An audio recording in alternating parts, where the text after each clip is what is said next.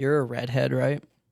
Yeah, Growing up, did you have anybody ever like fuck with you for being redhead? I did not. Really? I really Well, did not. see, that's the thing. Well, like your hair isn't that red right now. Has it Yeah. always not been this So, red? No, during like elementary school, it was like bright red, like Oh, okay. Caden Oh, shit. Malone's Okay. hair. Because Yeah. I have a nephew who has like really bright red hair, and like you can tell. I mean, I don't think people get made fun of for that anymore. I Really. feel like that's like more of an old school thing. Yeah. You ever seen that one South Park episode, Alex? I've seen a few. Like that one where they're like Cartman is trying to start a genocide on redheads. I did. What did you think about that? Go Cartman. Go Cartman? Yeah, for You sure. still supported, I do. despite that you were one of the intended victims? Yeah, I'm not anymore. It's okay. Apparently, when that episode came out, a bunch of like kids would start like throwing rocks at fucking redheads and shit, dude. It's fucking wild, bro. South Park's initiated some crazy things, I guess. Oh yeah, dude. Out of all like the adult cartoons, they have like the most controversy. I feel South Park's the best though, so it deserves the most controversy, I think. they're the best for sure. Oh yeah. They're the only ones still like making like consistently good shit. Oh yeah. Because Rick and Morty each season is like, Family Guy's falling Dude, off. The Simpsons is falling off. I'm not gonna lie, and this might be an unpopular opinion. The most recent season of Rick and Morty that came out was actually really fucking good. I thought it was really good, despite like not having the voice yeah, actor. exactly. Well, I can't remember his name. Justin Roiland. Justin I think. Roiland. Yeah, I think that's it. But Yeah. not having him, I mean, you can't really tell it's not Rick. You know what I Exactly. mean? Like Well, a lot of people can do the Rick impersonation, so Once a cartoon gets so popular, everybody can do that voice. yeah. And nowadays, like AI can do that stuff too. Oh yeah, AI is Right. crazy, dude. Yeah. Alex, do you use AI? I don't. Do you ever flirt with ChatGPT? I don't. No. You don't ever try to fuck your Snapbot? No. Never? No. Never. Really? Really. When Snapbot first came out, I like fucking asked it a bunch of shit about cows and like kind of broke it a little bit. I think I asked it if I could kill it. What did it say? It said no. That's not nice. If you need help, here. And did it give you like a hotline to call? Yeah, give me like a suicide hotline. Have you ever called the suicide hotline? No, I have not. Never as like a joke. No, I haven't. Really? It's not fun to do. It's It's not a a- joke, Garrett. It's not funny. When I was in high school, it was No. kind of fun to do as a joke. Honestly. What? Again? Nikolai's Jesus, mom dude. is on his dick. She's a Literally. cop, so it makes sense. Oh, she's an op? she is. Oh, Nikolai, you didn't tell me you had damn. op blood. God, why do we hire you? Jesus God, we can't Christ. have him working here. Kid's Jesus practically a Christ. fucking fed. Literally, he'll just snitch on this whole situation. Right Nah, we're good. I've known him a while. We're all chill.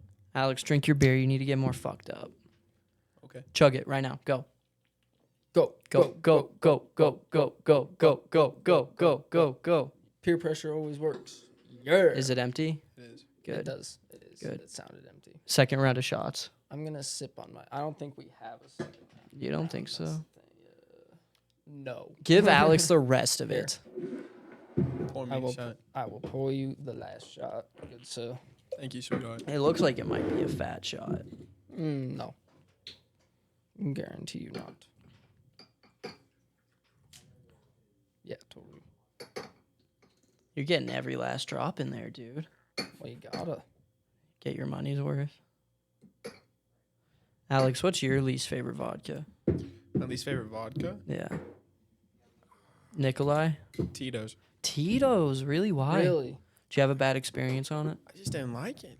Really? I just couldn't drink it. I like Tito's a lot more than I like this shit. Well, you just had a bad experience on this. I had a so horrible experience on that, dude. That makes sense. I I've- shit and puked at the Folk Fest in the original bathroom for like, what, an hour? Yeah, it was like an hour. An 2 hour, dude. I hours. was puking and then shitting again and then puking and then shitting. It was really bad. That sounds really bad. It was like the most fucked up I've been in my adult life. Really? Yeah, it was really fucked up. What was the most fucked up you've been in your minor life? My entire life. Minor? Minor, like Mm. before you graduated high school. Me and my friends, Clint was probably there a couple times when I did this, but like me and my friends would always like, we were just like broke high schoolers, you know the vibe, and we would always go to this like big gas station, Magic Diamond, down by Elizabeth Warren? Yep. And we would always, I would go in and I would steal like these bottles of like Mad Dog wine. Do you know what that is? It's like that cheap ass wine that's probably not even real wine. It's grape wine basically. It's $5 a bottle. I think 6 now due to inflation. But Crazy. yeah, fucked up. 10 But years it went up $1. I know, dude. It's jank. But fucking, I would go in and I would steal like bottles at a time. I would buy like a little like candy bar and then like dip so they wouldn't think I'm stealing. And I would leave, dude. And I probably stole like hundreds of those bottles. And this one night, it was like me, Vil, Brody, couple of other kids, and I stole like 6 bottles, dude. I had like them lined up in my bomber jacket that I was wearing. 2 right here, 2 right here, dude. I was stacked up. And fucking, I probably drank like 2 of those bottles to myself. And this was like one of the nights I snuck out because I got grounded a lot when I was in high school because I was like stupid and I got caught for doing shit hella. I wonder why. I wonder why too. I have no idea. But Dumbass. yeah. And I drank like probably like 2 of those bottles to myself. And I remember exiting the gas station and getting back into the car. And I don't remember anything else that night except for me getting home. And I lived by like this walking trail at the time. And I had my friends drop me off at like the top of the parking lot of that walking trail. And I like walked down the rest of the way to my house. I don't know how I walked down, dude. I don't remember the walk at all. But I remember I was so fucked up that when I got home, I had to like sneak back in through like my like kitchen window and like move the dishwasher and all that shit. My brother was probably like 13 at the time, and he like would help me out with all that shit because he was clutch. Shout out Jordan. And I go in, dude, and all I remember happening after that is waking up in my bathroom like 3 hours later on the toilet, just like sitting there with like my mom banging on the bathroom door, dude, telling me to like get out of the bathroom, get out of the bathroom. Da, da, da, da, da. I walk out, my mom's like, "You're fucked up right now." Da, da, da, da, da. And I was like, "No, I'm not fucked up right now. What?" Like, I just fell asleep in the bathroom. I was tired, you know? And fucking, she did not believe me, dude. And I think I got grounded for like another like 6 months after that. Probably. But I don't remember any of that. I blacked out like 2 different times. I remember like being the driver for you when you were stealing Mad Dog like 10 different times. Oh, yeah, dude. Yeah. We would like leave school and he would go do it. Middle of the That- day, I would like, do it in the middle of the day. morning, Yeah. at nighttime. It was We in the would, we would literally skip like first, second period and he would go do it really quick. And I'd be like, why? It was in like the perfect spot to where like I could fucking, the wine section was, you couldn't see it at all from the counter because it was a big ass gas station, right? And I would just go and I would be like perfectly hidden from anybody and I would just shove it in my pants, dude, and just dip. How many bottles of Mad Dog do you think you stole In my lifetime, in your lifetime? fuck, probably at least like 200 to 300. 200 to 300. Yes, like not even exaggerating, like straight up. It was like almost every day, dude. Yeah, throughout like my like sophomore, junior, and part of my senior year of high school, I would steal Yeah. it every day. He even got caught once. No, never stealing Mad Dog. I got Oh. caught doing a beer run out at that truck stop out in Rocker. I got arrested for that. Put in the back of a police car and everything, dude. Me and my friends went into the gas station. And they had done it literally the day before, so they were probably like watching out for it. We walk in, dude, and we go and we each grab 230 racks of beer. We would have made out with like fucking, I think, 200 beers if we got away with it. But we all like went in, grabbed our 30 racks, walked out, right? And as I was like the last one in, so as I was grabbing my 30 racks, the gas station lady, the cashier, comes over to the other side of the counter, sees what I'm doing as my friends are like walking out of the door. And she's like, hey, I hear that. I dropped the 30 racks. I try to like run out, dude. Some motherfucker, dude, fucking war hero ass motherfucker, dude. Probably like 50, 60. Some vigilante. Yeah, dude. Invoking Big ass dude. justice. Just waiting for something Shout like out this to that happen. guy. Dude, literally comes up to me, fucking tackles me, dude. Fucking puts me to the ground, bro, and holds on to me until like the fucking cop gets there. Because the gas station lady called the cops. This one other gas station employee runs out of the gas station, hops in his car, and starts chasing my friends down that little like side road that you take there. And apparently they were like the gas station cashier lady was on the phone with like the dude chasing him the whole time. And apparently like they were going like 60, 70 down that road, throwing beer out of the fucking whip, dude. Like doing some evasive ass shit. And eventually That's not evasive. That's just destructive. I know, Rude. dude. And fucking Like, take this, bitch. they got away, but they got like the kid who was driving his license plate, and I'm not gonna say the name, but the kid who was driving is a snitch ass little bitch. You know who you are, you little fucking pussy. But the cop got there, told me Shout he was out like that kid too. Shout out that kid. a cop got there, told me he was like, your day will be a lot easier if you just tell me the name of your friends. Because by then my friends had gotten away, except for the one kid who was driving. And he was like, just tell me the name of your friends and I'll make this a lot easier for you. And I was like, I can't, man. And he was like, really? And I was like, yeah. And he was like, well, I'm going to have to take you to the police station and all that and book you. And I was like, okay. He was like, am I going to have to cuff you or are you going to run? And I said, no, I won't run. And the whole way walking out, I was just so thinking of running, dude. In my mind, I was like, I can bolt right now, dude. The cop, like, is kind of, like, heavier set. Yeah, but where would you have gone? I don't know. Yeah, you're in Rocky. You have no place to go. I would have hidden, Exactly. like, the shooting range up there, dude. Yeah, but for how long could you have done that? Hours. Yeah, but then what would you have done? Called your mom, who probably they have already called. Probably. And what, she would have just picked you up and taken you to the She would have police made station? sure that I didn't go to the station. My mom's not that much of a narc. She's not a narc, but she would like to see you be in trouble. Yeah, but my mom could put me in a whole lot more trouble back then than the cops ever could, dude. Straight up. My mom was very ruthless when I was in high school. And so fucking I get to the police station, dude. I see that as I get there with the cop and shit, my parents are waiting there. And the other cop who went and got this fucking kid that snitched on all of us is walking in with the kid. And fucking the kid looked at me, put his head down right away as he was walking in. So I knew we fucking snitched, you know? I go in, they read me my rights, which was pretty cool. I'm not going to lie. Very memorative experience for me. And reads me my rights, tells me one more time, hey, man, your friend already snitched on your other friends. If you just want to give me the names of anybody else that was there, that'd really help me out. And I was like, nah, I can't. My mom actually respected that. I respect that. But yeah, no, I was expecting to get a mugshot taken for some reason because I was Nope. retarded, but they didn't take my mugshot, so I couldn't throw it on a T-shirt or anything, sadly. No Michael Garrett mugshots. Nope, sadly. Not yet. Not yet. There's still some time to go.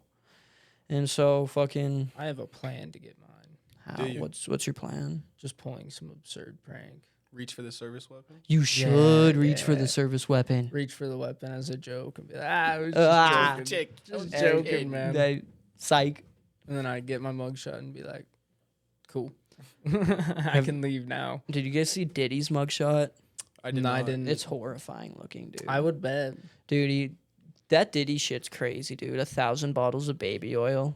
1,000. 1,000. When they I just- arrested him and raided his home, 1,000 Yeah. bottles of I just- baby oil. I just keep seeing that he keeps trying to get the judge to like basically drop the whole case, especially the sexual assault charges. Yeah, And those it's are like that's fat. not gonna happen, man. That's just Definitely not gonna not. happen. They obviously want him gone. Yeah, for obviously, like, sure. if it would have been dropped, it would have been dropped a long time ago. And the like thing, like the feds literally called them like freak offs, his parties. Mm-hmm. So funny, dude.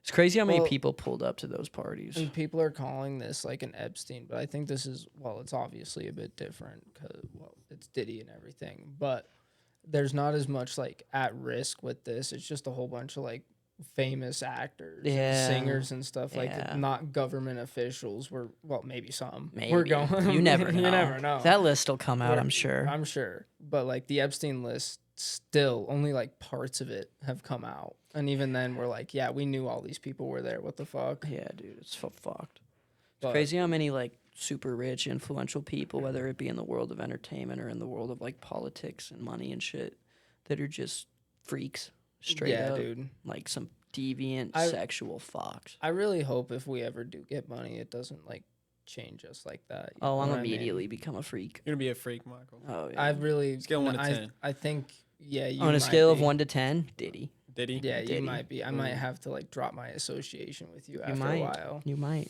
you might, but I'm might telling have you to now. yeah, So it makes so it okay. I respect that, but I'm also telling you now that I might have to drop this later That's okay. in the partnership. That's okay. If I ever get caught, I'll make it seem like you did everything with me anyway. Just blame it Sure. on Clint. Yeah, Just blame it on Clint. facts. Oh, it's a loud ass plane. That Oh is my a loud God. ass plane. Do you guys hear that? I can hear it like through Yeah, my me too. headphones, so I mean that means they can hear it. That's pretty cool. Alex, what's been your worst experience with alcohol? Yeah, have you ever Most like, fucked up you've ever been? Hold on, let me ask a question really quick. Have you ever been like caught by the caught by the cops really bad, like even at a party, anything where you had to run from the cops at a party like that? I did have to run one time, but like it was before they got there. You know, police scanner type thing. It was out at Gravel Pit. I hopped in Okay. the vehicle. I told mean, I've everyone had to get do in. that a few Yeah, times too. nothing too bad. You guys had a police scanner? Dude. One of the people there did. Damn, that's next Michael, level. remember that one time there was I don't want to say who, but people fought up at Granite Mountain and like the whole fucking school went up there to go Oh, watch it. It was yeah. in the middle of winter. And That like, was insane. That was the shittiest fight. it was the worst fight. For how but many people? There was like there was 100 to 200 people There was like there. 200 people there. It was crazy. I don't think I've seen a good fight come out of Butte High. I've seen a few. I've seen a few. I've seen a I have few. a really good video of one of my good buddies getting the fuck beat out of him. But anyway, like we were up there, and I remember like 2 seconds after the fight, like everybody just went to their cars and started dipping, bro. And there was like a line, literally of 100 cars just going down Granite Mountain as cops were pulling up and shit. And luckily, I got out of there fast as fuck. Dude, it was super foggy that day too, and I remember like I was in like the second vehicle to leave, dude. So we just like look behind us and we just see a line of fucking whips coming out of the fog, dude. It felt like a movie. Dude, I was like 2 cars behind you guys, dead ass. You guys ever witnessed a drug deal? Like a real, like actual straight up drug deal? Like, what do you mean by drug deal? Like, One time when I was in fucking. I think. Sorry, go ahead. No, continue. No. Well, this is actually the shortest story ever. I think I did the other day while I was at work. What happened? I was delivering to a bar, and you know how we have to do bars in like alleyways Yeah. sometimes. Yeah. I saw like 2 guys meet up. One guy hand someone something and then dip. And I was like, I'm pretty sure that was a drug deal. Probably was. Probably was, but I mean, you never know. Probably was though. I'm like 98% certain it was. Place but like Montana, most people most up here people do drugs. Yes, Yeah. yes. But that's like the only thing I can currently remember. I witnessed the craziest thing when I was in fucking like 6th grade, like the summer going into middle school. Me and a couple of my friends, like elementary friends, we were up by Kennedy because that's where like we all used to hang out because we all went there. And one night at like 10 o'clock, me and like 3 or 4 other kids like hiked the M and went up to like the very top of that hill. And we were just sitting there chilling. And dude, all of a sudden, like this is going to sound like a fake story. You can believe it if you want. A line of cars pulls up, and you know at the very top of the M, like it's closed off now, but like remember how they had like that circular parking lot? yeah. A line of cars pull up and all line up in that circle, dude. Like they're all facing each other. And then I see like fucking everybody hops out of their whips and just like starts standing there by their vehicles, dude. And me and this other kid I was with at the time. It was like me and this other kid and like 2 or 3 girls. We're like, what the fuck? Is this a drug deal? This is a drug deal. And fucking they get out, dude, and we're just sitting there watching this, and like these like 3 or 4 guys like meet up in the very middle, and they're just standing there talking for a little bit, and we were like, this is a drug deal, like straight out of like some like a movie, dude, like some Breaking Bad type shit. And I'm watching this all go down, dude, and my friend fucking he was like I'm gonna yell at him, and he fucking screams, what are you guys doing? Right down to him, dude. And they like look up, dude, fucking take out their phone flashlights, shine them up there, fucking like they start like scurrying around, dude. And we start like we start tweaking, dude. Fucking my one friend who yelled at the time had like a little pocket knife. We sprint to like the top of the hill. He pulls it out and he'll be like, he was like, I'll use this if I have to, bro. And I was Pocket like, knife with like a knife. dude, like literally, this big. bro. Probably like a dull ass blade, bro. Fucking. I'll get him. Yeah, dude, we sprint down the fucking hill, dude, like around like the road that they went up. And we're sitting there hiding in like this like little spot below that spot for like 30 or 40 minutes, dude, before we're like, all right, we're probably good to head back. That's the only time in my life that I've ever witnessed some like actual drug deal ass shit. I see Dude. drug deals all the time. Really? Well, Yeah, I work uptown. yeah, Oh, you work yeah, uptown, you're so I right. bet. I mean, you look out the window, you see those, like the group of 3 walking together, see them hand something, and the Yeah. group of 2 walk away, and the group of 1 walk back up the street. You know, back in the alley where I smoke, fucking, you see people yelling at people in that apartment building at the laundromat, and then you see people come out, throw stuff off the fire escape, and then You remember? people walk away. Yeah, you remember that one day we were in that alleyway and that lady just started tweaking on us. Dude, We were yeah. literally pouring ice melt on the ice back there and stuff at Taco Bell for work. And this lady just started tweaking on us for it. I think we came in and you were there and we told you about it at the time. But it was so weird, dude. This lady just started like full yelling at us for just putting ice melt and stuff on the ice.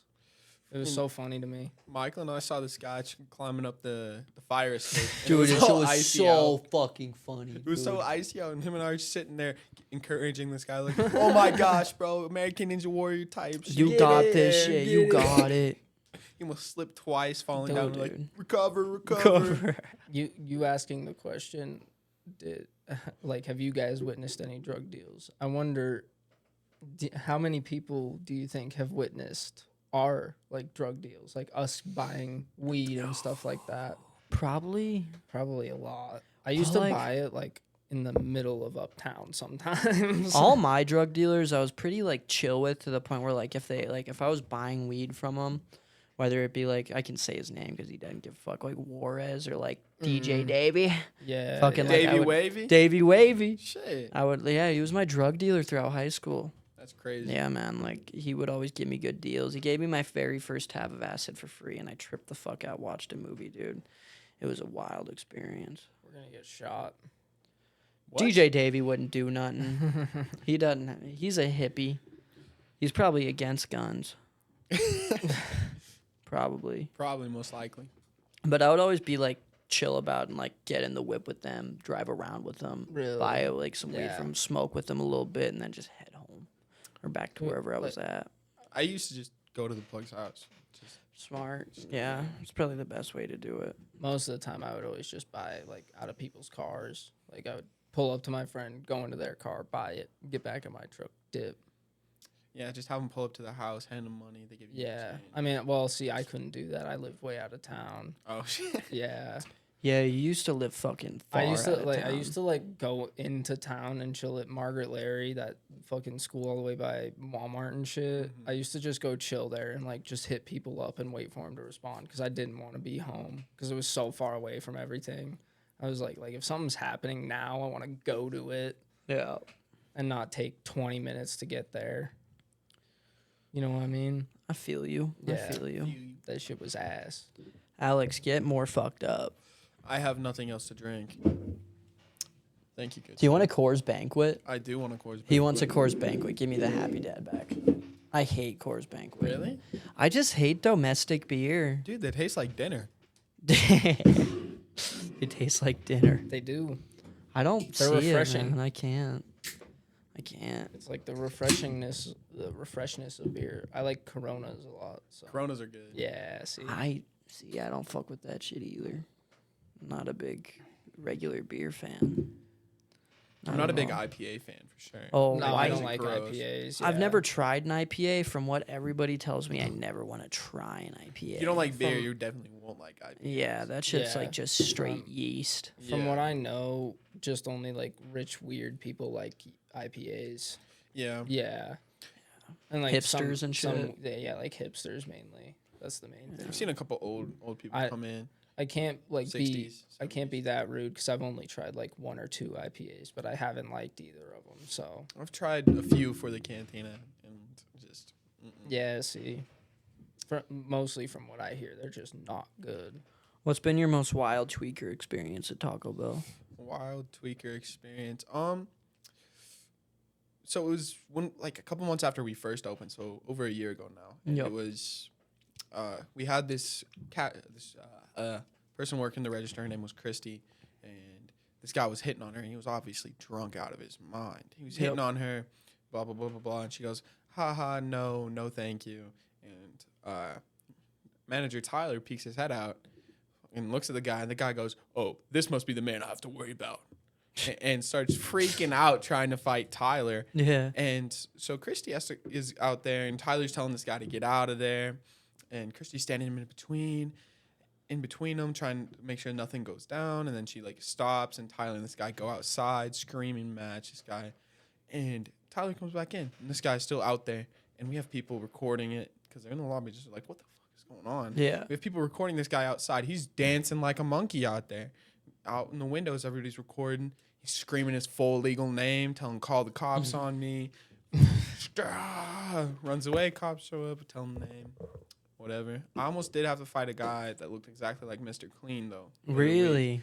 Was he did. ripped? Mr. Dude, he was Clean. for like a tweaker. Yeah, dude. Yeah, He had all dude. his bags up there. He came in, and you know how those cups are all stored up there. He Yep. came and opened it up and took one Yeah. and freaking got himself a drink. And so I'm in the back doing whatever I'm doing. And Dawn comes back, and she's like, can you tell this guy to get out? I'm like, yeah, for sure. I didn't ask any questions. So when I go out there, I'm like, hey, man, heard you're causing trouble. I need you to leave. He goes, what trouble am I causing? I go, no clue, but I need you to leave. And he goes, rah, rah, rah, I'm not leaving. I was like, well, I need you to leave, and if you don't leave, I'm going to call the cops. And he goes, whatever, and starts grabbing his stuff. And he goes, and I go, are you leaving? And he goes, are you going to move out of my fucking way? If you don't, I'm going to go right through you. And I go, do it. I'm going to call the cops. Yeah. Because I can't exactly fight them. Nobody. Yeah. And screams all the way out and just leaves the cantina. That's fucked, dude.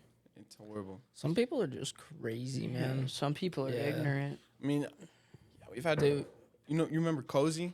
Yeah, we've heard last week she started a fight with some person in the Cozy, lobby. Yeah. She started with a fight with some person in the lobby over drugs. Really? Yeah.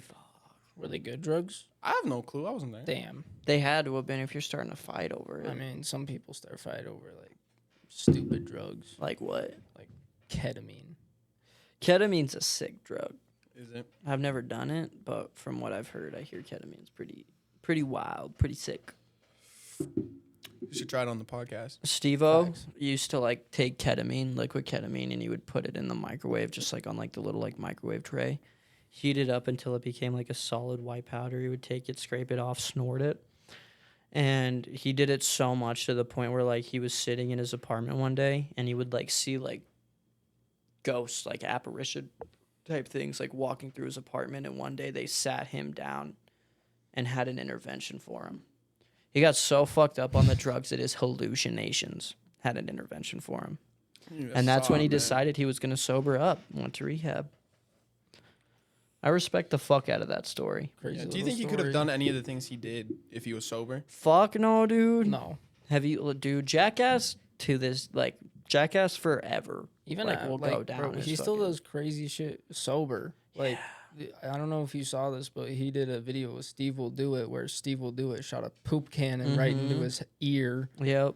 like a cannon literally loaded Filled with it was- shit. It was like 2 pounds of shit, human shit, and they just launched it right into his head. Yep.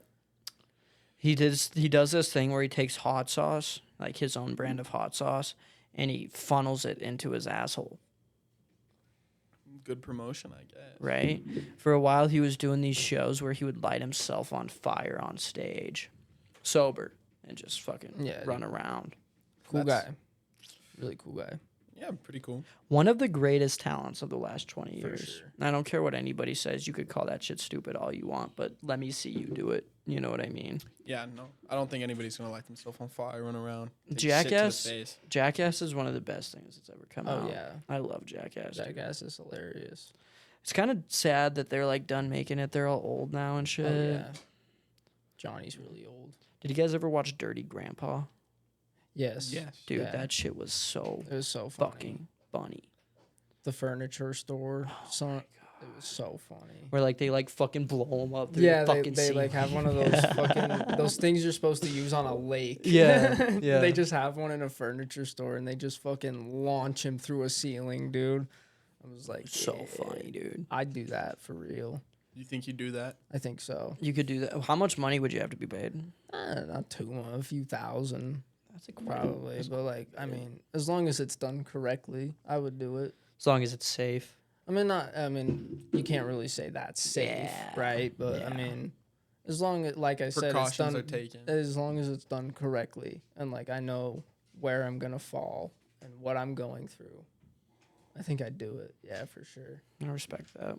I wouldn't do half the shit that was done on Jackass. I wouldn't do a lot of it. I don't but think I'd I'd do stuff any like of that. Have you guys seen that one where they're like they take their dicks Yep. and they place them into like two glass panes, and they'll like squeeze them together, make their dicks flat in these two glass panes. I didn't Yeah. even know that that was a thing that you could do. And they played ping pong on it, Ooh. like on their dicks. Yeah, I they saw played that. ping pong. I watched every Jackass. That's the worst.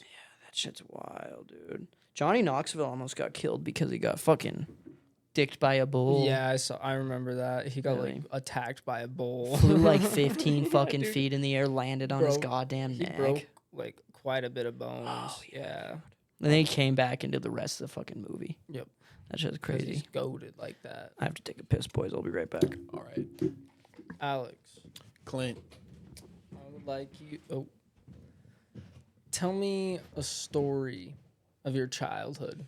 Of my child. Yeah. What's a like a story that may have made you the person you are today? Story What's that? may have made me the person today. What's like something like really awesome that happened to you as a kid? really awesome? Yeah. Did you ever take a really cool vacation or a really cool trip anywhere? I mean, most of my trips have been to Idaho, Silverwood. Idaho's awesome. Yeah, I going fucking to- love Idaho. Going to Silverwood. When I was in high school, I went to Vegas for a vacation. Ooh. Went to Vegas. I've and never been. It was all right. I mean, It was for all right. being I mean, underage, you can't Exactly. do much. You're underage. So. But it was all right, other than the fact that we were in a big ass 15-seater van with Ooh. no AC. Oh, yeah, that's not good for a place like Las Yeah. Vegas. That No, would but suck. it was pretty watching the street life, people dressed up in costumes walking around. really Yeah. nice. So actually, me and Michael are planning on taking a trip down to Nevada for probably like I want to go for like 2 weeks, but it'll probably end up being like a week or something like that. Until you run out of money for sure. Yeah, exactly. Like that's kind of what I'm planning on is like I want to take like 2 weeks off of work or just like wait till I quit or something and just take 2 weeks to just go somewhere, save up some money and just go somewhere for a little bit till I run out of money and then I'll come back, get a new job. Heck yeah. Yeah. Come back here. Do you want to go somewhere else? I'll come back here for now Yeah. for sure to like keep doing the podcast and stuff and have my gaming channel like run up. I've edited like 1.5 You have a videos. gaming channel? Yeah, I'll show you the whole setup after this and everything. It's really cool. But I've gone to Idaho a lot, so I fuck with Idaho really hard. Did you say you went to Silverwood as well? I've been to Silverwood. Silver. I've never been to Silverwood, but I really want to go. Is it? Well, from what I hear, mean, it's worth it. I mean, it's pretty fun. It's pretty fun. The roller coasters. I mean, Yeah. they're nothing like Yeah. Six Flags, but they are I something. mean, I've also been to Lagoon, and I hear it's less than Lagoon. But I mean, a theme park's a theme park. I've never right? been to Lagoon. Lagoon's sick. Is it? You should like. It's not even that. Like, it's kind of expensive, sure, but if you go at the kind of right time of year, it's not too bad, and you don't have to wait in line that long, which isn't terrible. I fuck with Lagoon. Have you ever been to Boise, Idaho? Probably. Probably. So driven through it. they have this place there called Yahoo's. Shout out Yahoo's. And there's like, so this Yahoo's has a whole arcade. It's like a whole giant ass warehouse that's just an arcade with like laser tag. There's a jungle gym and stuff there. And then outside they have bumper boats and you can like squirt gun. They have squirt guns on the bumper boats. So you squirt people. They have a mini golf course. They have 2 sets of go-kart tracks. And they've probably added a shit ton more since I've been there because it's been a few years. And they always are adding new stuff there. And then right next to it, there's a giant-ass water park. It's so fun. Go-karting is Go-karts? absolutely Oh my- amazing. Oh, my God. And then there's another place in Boise, like, I don't know what it's called. I'm sorry. But you go, and there's go-karts, but they're, like, really fast go-karts, and you're, like, actually racing in this thing. Stitch, chill. That's Clint's dog. I'll have to let her out in a sec. And you're like actually racing through this track against, your family or whoever Yeah. else is there. And it's Boise is one of the most fun places I've been. There's this place By down far. in San Antonio. I think it's like Arcadia or something. Ooh. And it's got, the obstacle course up above everything, arcade games Yeah, everywhere. yeah, yeah. And then they got their go-kart track in the back, and it's all racing. So I went up against my cousin and her dad. Oh my goodness gracious, it was reckless, Dude, it's so fun. That's We were just so fun. People were just hitting each other. Just boom, boom, Dude, boom, boom. even on the go-karts, they say no bumping, but everybody bumps. Nobody gives a fuck. Dude, they're so fun. I've never been go-karting. Really? We definitely need to go, dude. It's one of the most fun fucking things. You're driving, you're literally driving a little lawnmower, basically. It's so cool. Yeah. Hold on, I gotta go let Stitch out. Talk amongst yourselves. Alex, Yes, sir. you've participated in the act of psychedelics, correct? I have. Yes. Have you ever had a bad trip? I have not. Really? Really. Never. Never. What's your best trip? My best trip, my birthday this year probably. Really? Which is the first time I took acid. Yeah. I took acid with my roommate and my friend Kirsten, and I don't know. It was my birthday. We had a lot of fun. Cops showed up one time. I had to talk to them While you were tripping? while I was tripping. Yeah. And that didn't fuck up your trip? No, dude, he just looked like a furry fuzzball. I was like, yeah, we were lighting fireworks off. He's Give like, me the deets about that. So, it was my birthday party. I had a few girls come over. They brought fireworks, and we were lighting them off. It was Roman candles. And we were shooting them at each other. Well, apparently my neighbors called the cops. I'm neighbors with my grandparents and people they know, and there's a bunch of old people living up in that neighborhood. So they called the cops on us, which they didn't show up until 2 hours later, and we were all chilling in the living room, tripping, having fun, laughing, whatever's going on, and we just see lights. I walk out the door, and there's 3 cop cars just sitting outside my house, and this guy comes out, and he's a shorter, a little chubbier, fuzzier guy. Yeah. And he's pretty cool with me. He's like, hey, you guys been lighting off fireworks? I go, here and there, And he goes, all right, well, we're going to ask you to stop. We don't know what the regulations are if you want to look into it, but I think they're over. I was like, all right, man. He's like, yeah, either look into that or just put them in the garage. I'll just put them in the garage. Walk back inside. Everything's fine. But no, it didn't fuck up my trip at all. Dude, talking to a cop while tripping would fucking end my life. For real. That shit would fuck me up. Props to you, for real. Yeah. Clint, you had a bad trip experience recently. I did. Yeah. I did. It was right here, actually, Yeah. like in this very room. Right in this Really? very spot, before Yeah. this table was here. So me and Michael tripped on mushrooms one night. It was like an eighth of mushrooms An each. eighth each of us, yep. An eighth each. And then we decided to watch Once Upon a Time Once in Upon Hollywood. a Time in Hollywood. And I made it through the whole movie. And right at the end scene, have you ever seen Once Upon a Time in I have Hollywood? not, no. Okay, so I'm not going to ruin it for you or anything like that. But there's an end scene, and it's like at the very end of the movie. And right as that scene is happening, I pass out. Straight I up. literally, like, straight up. I was standing up there used to be a bigger standing up table here. I was standing right there. Me and Michael were talking, watching the movie. I turned around, passed out. Dude, from my perspective, it was fucking crazy because we were just like sitting there laughing about the movie, like all was normal. We were having a fucking great time, great trip. And then as like the movie, like for a Quentin Tarantino movie, it doesn't get violent until the very end. Yeah. It's like the only one of his movies. It's like really like that. I guess except for like The Hateful Eight. But if you haven't seen that movie, watch it. It's great. Definitely watch it because I rewatched it the next morning and it was fucking amazing. It's phenomenal. But I was standing like in front of him facing the TV. Clint was kind of like behind my peripheral, like kind of like towards my left behind me, so I couldn't see him. I turn around, I'm watching the movie. It's getting violent, right? Like, this doesn't spoil the movie, but Brad Pitt is smashing this woman's head against a fucking like beam, right? Like just smashing it over and over and over. And I think that was too much for Clint's mind at the time. Probably. Right? Because it was very That's also- chill. It up was until very then. gory as well. And I'm laughing. I turn around, and as I turn around, Clint's falling towards me. Eyes rolled to the Yeah, back of his head. Dude, I catch him just in time before his head just fucking dicks the floor. I catch him, dude. He's fucking passed out for like probably like a minute. And I'm like slapping him. Clint, bro, wake up, wake up, wake up. Like whispering to him because I don't want to like have him be tweaked out when he wakes up. And I'm tripping balls, right? This is like the first time like either of us tripped. How many did you take? 3.5 grams, an eighth each of us. Dude, I was off the shits. It was nice for a while. Yeah. And fucking, dude, he wakes up and he's like, he does that thing like when anybody passes out. like tweaking, bro. And fucking the first thing he does when he wakes up, like he's laying down, his like legs are like in a circle as he's like sitting up. He pukes right in between his legs. And he was like, "Oh fuck, dude, I don't feel good." And I was like, "Clint, go to the bathroom. I'll clean this up. I'll clean this up. You can go from the rest." Yeah, and then I went to the bathroom. I was there for like, I don't know, 20 minutes. I was just sitting there. Dude, I wasn't even necessarily doing, I didn't have to use the bathroom. I was just sitting there, just like what the fuck just happened and stuff, like just contemplating life and decisions that I've made throughout my life and stuff like that. And like, I think like what you said, like that scene where he was smashing it, like I think gore just does something to me now. Like I don't talk about this a lot, but I broke my leg really bad when I was 13 years old.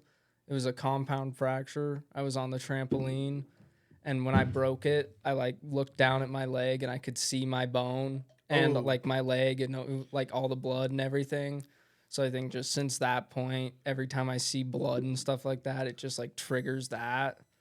And since I was tripping, it just did not mix well. So I passed out. And then Makes sense. I come out of the bathroom.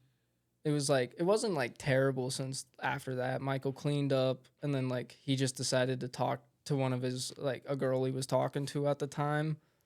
And so I just sat out here and I turned on, what did I turn? I turned on a podcast, one of the Bad Friends podcast with Andrew Santino and Bobby Lee. Those guys probably saved my life that night from going into a really bad trip. Because I was just sitting there and I was like focused on not going into a bad trip and trying to just focus on what they were saying and trying to laugh at like what they were saying. And it worked. I didn't really go into a bad trip. I just watched them until I fell asleep.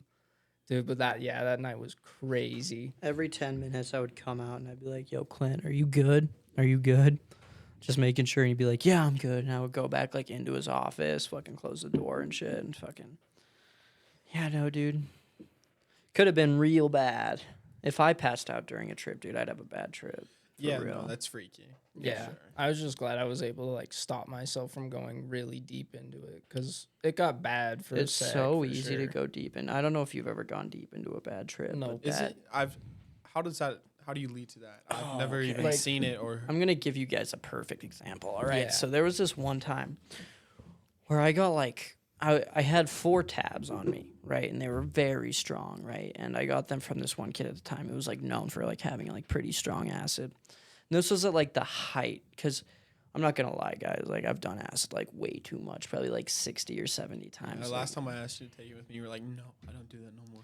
Yeah, I'm done with acid probably for like the rest of my life, honestly. Like during like my junior and senior year in high school, I would do that shit. Like throughout my junior summer, there was a point where I won't say his name because he probably doesn't want me to, but like me and my one friend would trip every other day. You know what I mean? Like fucking just get some acid, fucking like we were fiending for it too. Like we were straight like addicted to it, which is a hard thing to do. How much was it back then from when you were buying from this guy? Like, Yeah, like per tab. We usually bought like quite a bit, so he would charge us either 5 or 10 a tab. 5 or 10 a time? Yeah. That's not bad. That's Oh. not bad, especially for like the type of shit we were getting. But this one in particular time, I had bought some acid just for like later use during this point in time, and I was just chilling at my house one day, and I think it was the summer, and it was like noon or like 1 o'clock, and I was just at my house, and it was like a Saturday, so like my whole family was home, right? And I was like, you know what, fuck it, I'm gonna take like half a tab. So I took like half a tab, and I was coasting, chilling, and like an hour later, as I was like kind of like starting to trip a little bit, I was like, you know what, I'm gonna take the other 3.5. The most tabs I had done at that point by myself was like 2. They were pretty light, you know, like it felt like a 1-tab trip. 2 tabs almost killed me, bro. Yeah, dude. So I took 4 by myself. Jesus. And I don't remember much. The next point I remember is like 3 hours later. I just remember like sitting in my bed. And this is going to sound like straight schizophrenic.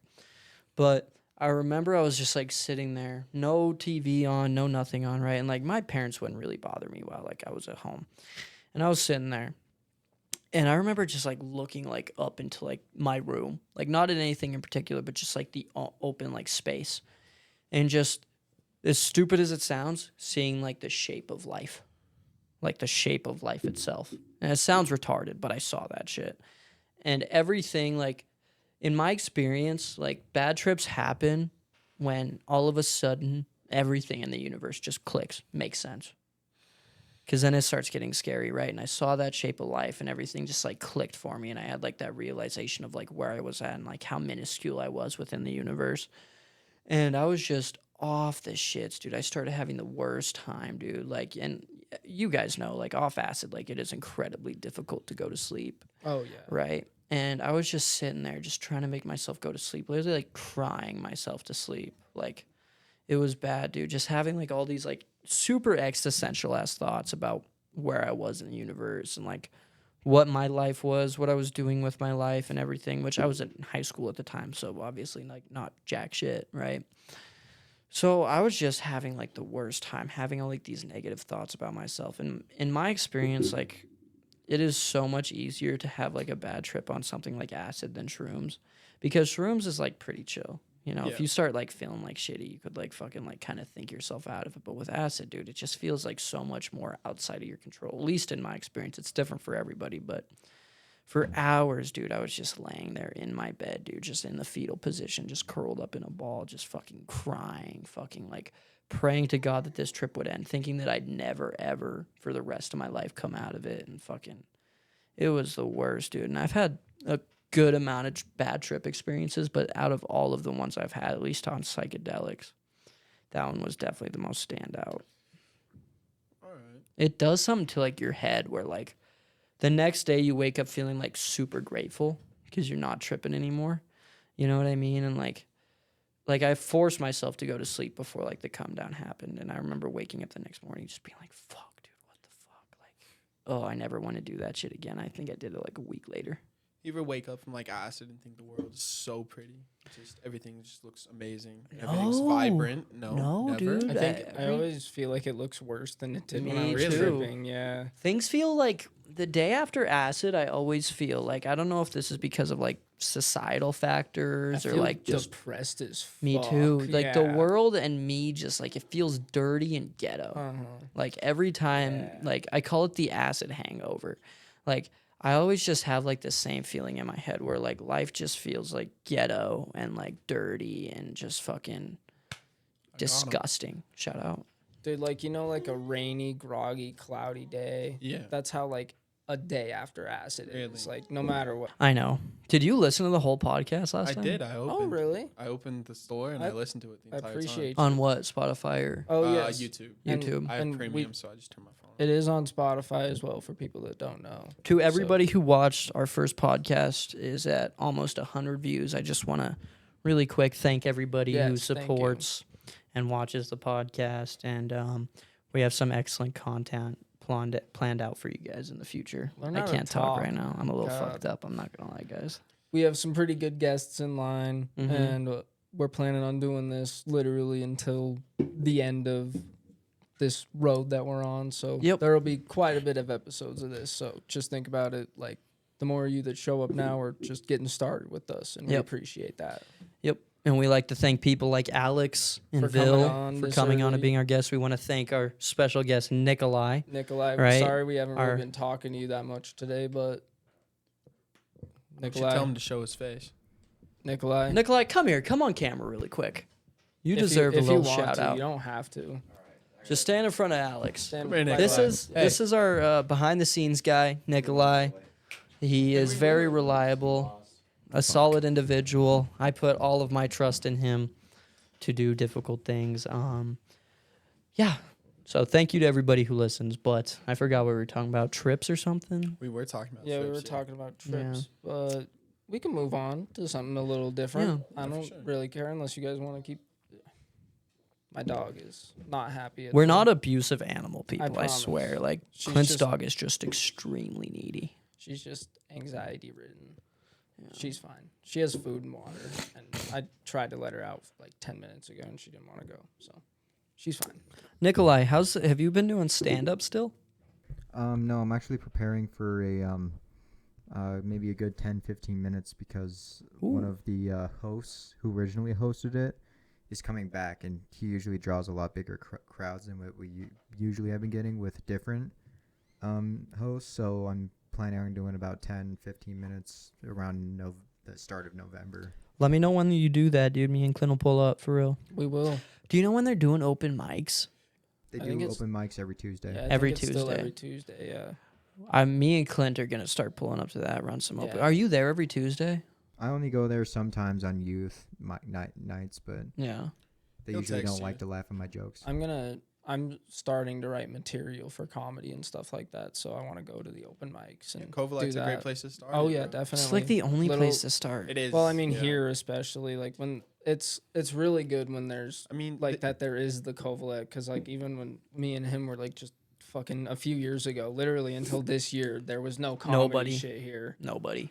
and like it kind of works out perfectly that the like year I'm getting super into comedy, a comedy thing opens up. It's like literally like just people. I think the Just Party Palace does some sort of open mic thing too. I've seen I a w- couple clips I- of people up there. would I know that bet- the Silver Dollar Saloon does them every once in a while, but that's like straight all old people. I know.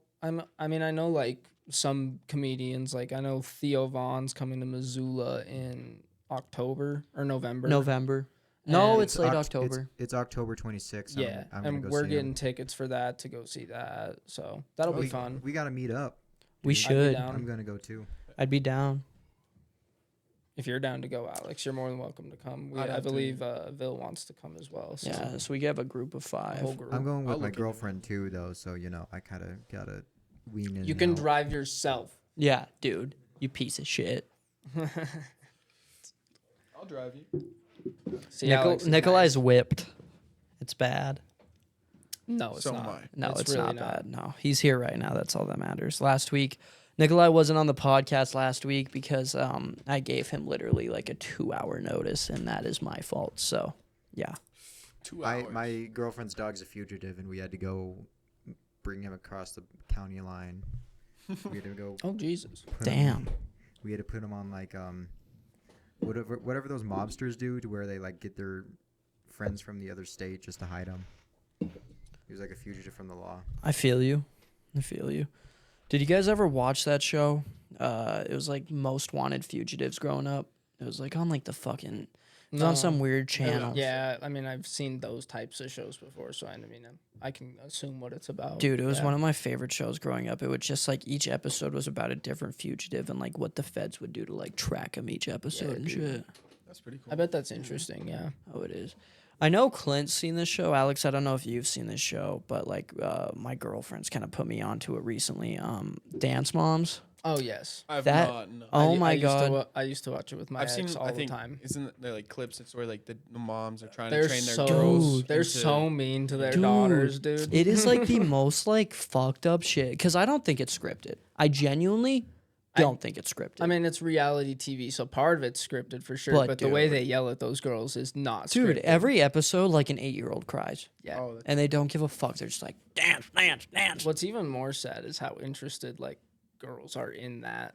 Like just like I hope you're not like that when you're a mom. Right. I really Like, hope. Dude, it's crazy. That's Like fucking rude. the plot of each episode starts with like, "Hey guys, we have a dance meet coming up. That means you guys got to be this and that." And like every mom has like a problem with like where her daughter is within like the dance hierarchy. yeah, literally. And all the moms like probably like 99% of the show is just moms beefing with each other. Probably like 1% is just dance. You know what I mean? It's always It's at the so very fucked end. up. Just the dance. Yeah, shit. dude. Like it has little to do with dance and everything. The entire show is centered around these like moms, these stay-at-home wives who like don't work and like don't have a I job. just want their daughter to be perfect. Yeah, Yeah. dude, and just like fucking like put them like on like this pedestal that's like impossible to live up to. You know, cuz like these are like 8-9-year-old girls who like don't have like matured emotions and they're like moms and their dance coach. Like the dance coaches are always wild, bro. Like just sitting there telling them like you don't got what it takes to be the head of the dance crew and just like shitting on them to their faces, bro. And it's like these are 8-year-old girls. Like the only reason they're doing this is because like their moms want them to. Moms make them do it. Yeah, like Literally. oh, dude, I hate to be a fucking girl who has like a fucking mom who's like fiendish about that Yeah, shit. dude. get on that stage, dance perfectly. If you don't, you're Yeah. gonna scream dad. Yeah, dude. Like that's the type of shit that makes women strippers. I swear, Oh, most definitely. 100%. You think it's mommy issues or daddy issues? For girls, it's more mommy issues, I think. Yeah, I feel like daddy issues. All daddy issues do like Daddy, make you. Daddy issues really only stem from if the dad abandons you. Exactly. I feel like all that does to women is make them more emotionally dependent Yeah. upon like their boyfriend or husband. But I feel like mommy issues is really where it creates like Emotional problems within how damage. they're like living their Yeah. lives and this and that. Because like there's a lot of cases where like moms like fuck up their lives and live their lives in a certain way, have a daughter, and then like they try to like vicariously live through their daughter. You know what I mean? And then just like by that factor, just like kind of like inflicting a lot of their negative emotions and insecurities onto their daughter, which like develop over time and make them like fucking fucked in the head, man. Yeah. Yeah. I Trying mean, to paint a perfect image. of Yeah. what they're Yeah. gonna be. and I Yeah. mean, it's not to say that like men are perfect either. I mean, men No. fuck Fuck up their no. kids all the time and There's- fuck up their wives. And There's a stuff like lot more that. fucked up men in this Oh world yeah, than most, women. most no definitely. doubt. Like most definitely. most of the people in prison for violent crimes, men. Men. You know, most of the people in prison for like shit like rape and murder, Well, men. and you know what's crazy about like this has literally nothing to do with what we're talking about, but like now men in prison can identify as a woman, get transferred over to the women's prison, and the second they get let out, they just identify as a man again. No surgeries needed, no nothing. They Really, just, is that happening? that's happened a few times. That's yes. wild. Crazy. It's That's happened wild. quite like I've heard it like from Joe Rogan, and I watched him read an article about it. So I know for sure it's happened at least once to where an inmate literally identified as a woman, went over to the women's facility, and then the second he got out, started identifying as a man again. That's insane. Yep. Guys, really quick, I just want to clarify we shouldn't be your source for news. No, we definitely shouldn't. If some of the I shit that- literally don't even have a screen in front of me right now. I'm literally going off what I see on other videos. If some of the shit that we're saying is incorrect, then you should expect that. You should expect Take that. That everything sucks. we say with a grain of salt. Most of what we say is mostly jokes Yep. as well. So, Mostly stories. mostly stories. Shout out Hey, Tom Segura. Tom Segura is one of his best specials for sure. His best one, in my opinion. I like it. Alex, are you a big stand-up comedy fan? I like Nikolai. Nikolai.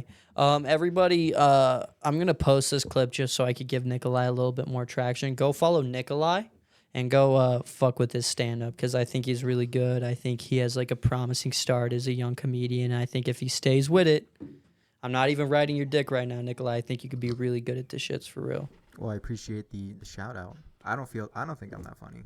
I think Nikolai's pretty funny. Each of his clips, I think you've posted what, 2 so far? I think I, it's just I one. think I got like 2 on YouTube, 2. and I think I got like maybe 3 on Instagram. Links to Nikolai's YouTube and Instagram are in the description of this video. If you're on YouTube, if you're on Spotify, then I guess you're shit out of luck.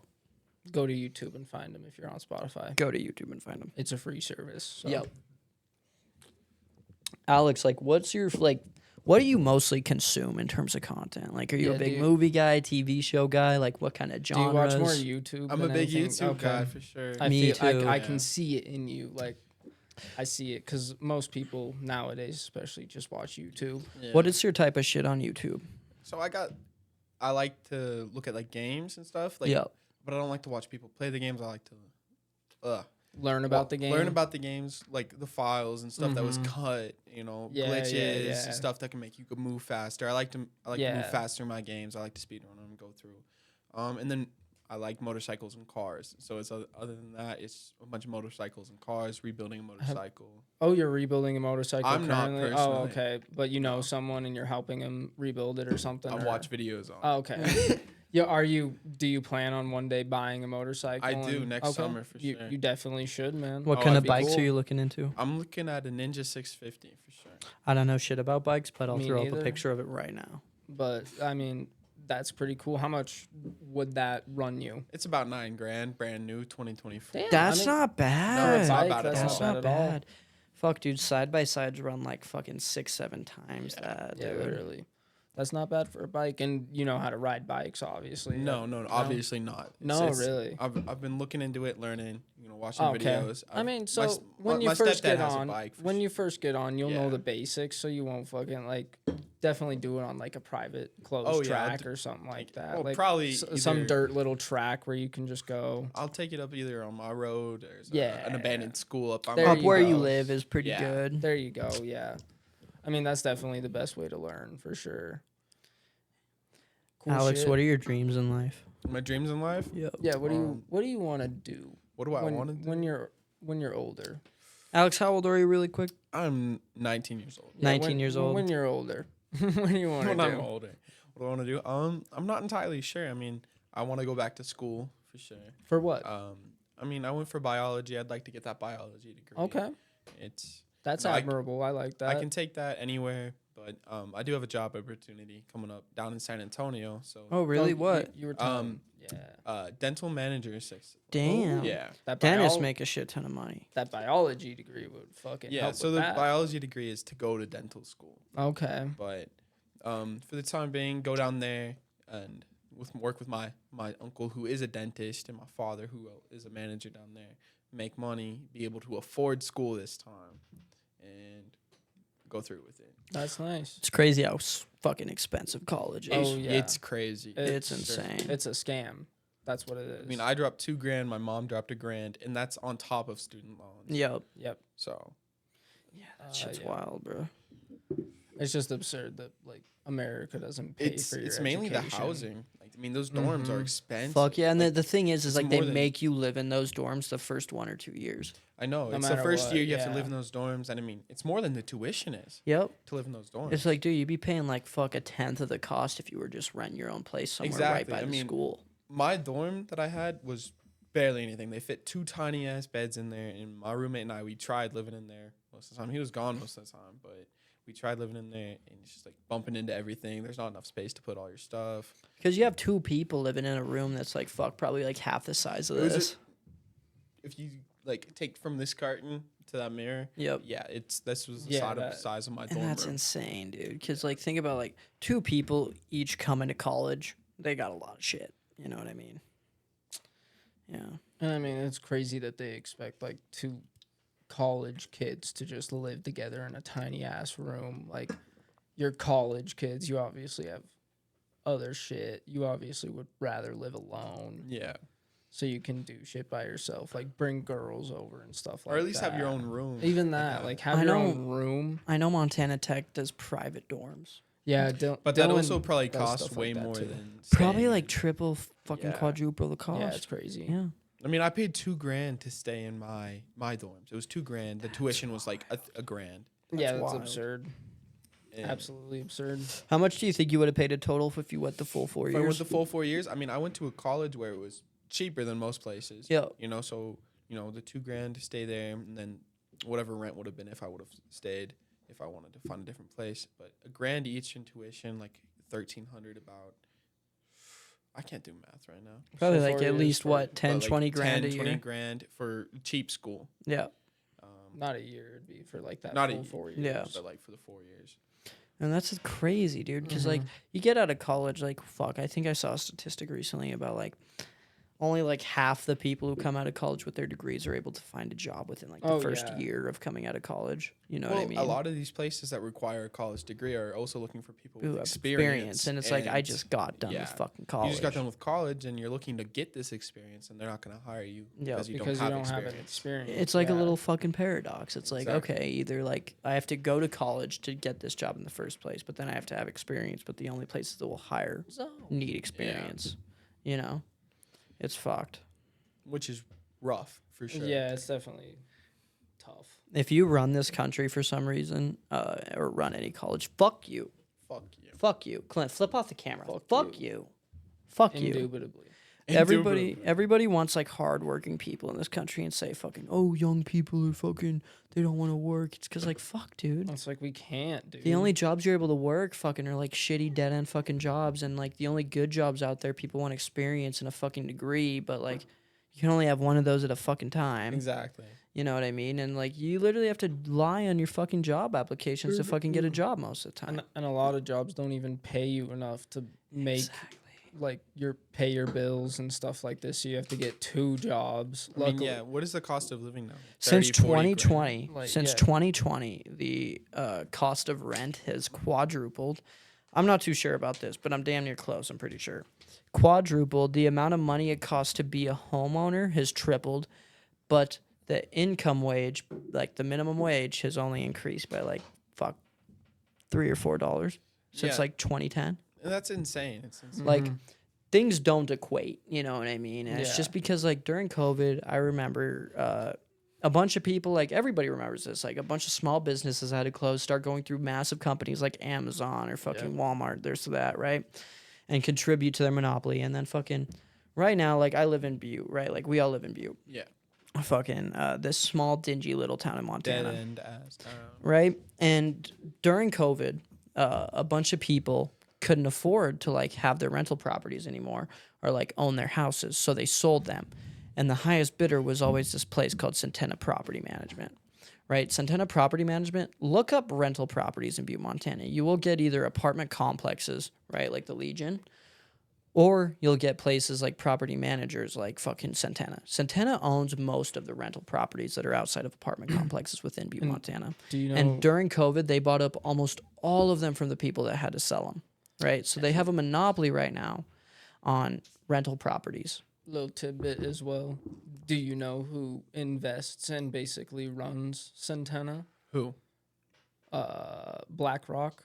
Really? Yes. I did not know They're a that. major investor in major properties like Centena, like basically any major retail I believe property company. That's the issue with today's society is it all trickles to the top. None of it fucking like on paper with like the way that capitalism and like democracy is supposed to work, right?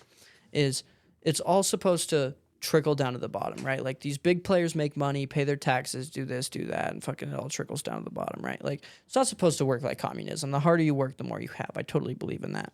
But the way that it's going right now, dude, is like the middle class completely disappearing. The middle and the lower class are not able to afford, especially the lower class, are not able to afford the basic amenities to live. Like how many people you know, like when I grew up, my mom was working like fucking 2-3 jobs sometimes just to be able to fucking afford the rent. You know what I mean? And like think about how many like single father or single mother homes there are nowadays. It is rare when we hear about people who are our age who have both parents in their lives who Very are true. both able to provide, right? Most households are single dad or single mother households, right? And you have to get a really good job or work multiple jobs just to be able to provide the basic amenities.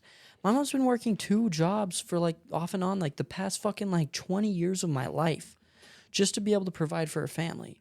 You know what I mean? Like that's fucked up. Like back in like the 60s and the 70s, like the man would go to work, right? One income, and he'd be able to afford like 2 vacations a year, the rent, the groceries, fucking like live a comfortable, legitimately comfortable life. Be able to go to the doctor when they need Exactly. to. Be Yeah. able to afford all the basic amenities to be able to live comfortably. But nowadays, with like the way that like the cost of living is rising, but like the amount of money you get paid is pretty stagnant. It's pretty compared. steady going up. Very little. Exactly. And it's a fucked up problem that's going on with our country. And me personally, I think a lot of it is due to monopoly, right? Because a lot of these companies that like truly run the world go public on the stock exchange. And like their main goal when like you are a public company who people can trade stocks for, your main goal is to grow every year. If you don't grow every year, then you're doing bad.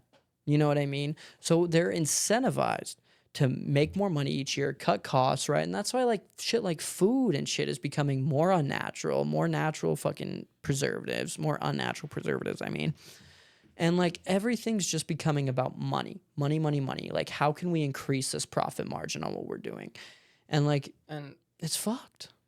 I would like to add to that, the major reason a lot of these smaller companies can't pay a lot for employees is because they don't make enough to raise their Exactly. wages for employees, because all the companies making all this money are Amazon and Walmart. Walmart, like all the big ass companies that are like just cutting down their costs lower than other grocery stores because they can't cut down their costs. They need the money. They need the money, so people are more incentivized to go to those cheaper places, obviously. Yep. So these places that can't make as much money are obviously now losing money, so they can't hire people for nearly as much money as these other places. So you're more incentivized to either go work for these places or just kind of deal with this like never having money type of deal that we have going on right now. And then there's always the rent on top of that for these stores. Like, I mean, in malls and stuff. I mean, our mall is pretty dead. And that's because they cranked the The rent is prices. insane. The stores literally couldn't keep up with the rent that they were doing because everybody was just going to Walmart or going to Missoula for their clothes and stuff like that. We had a Bath and Body Works here. I mean, I feel like that was pretty popular between Think you know, about the high school girls, people that want to smell good. Dude, Herberger's. Even my mom used to go to Bath and Body Works, and she's like, I don't want to spew her age out, but she's older. She's older. Everyone wants to smell good, dude. Yeah, I don't know. exactly. Like everybody went there, and they still couldn't make They enough still money. couldn't afford.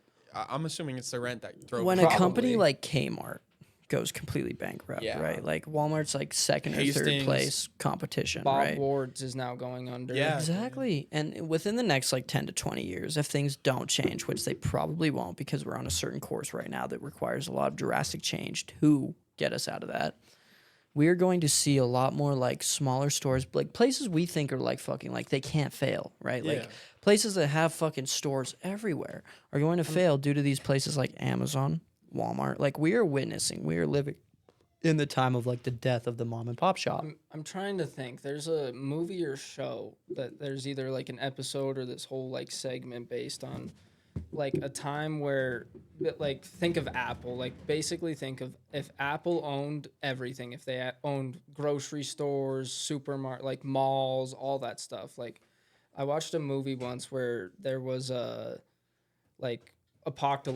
post-apocalyptic world where like this technically sort of thing is happening where people are just monopolizing into these one big companies, and these companies are just starting to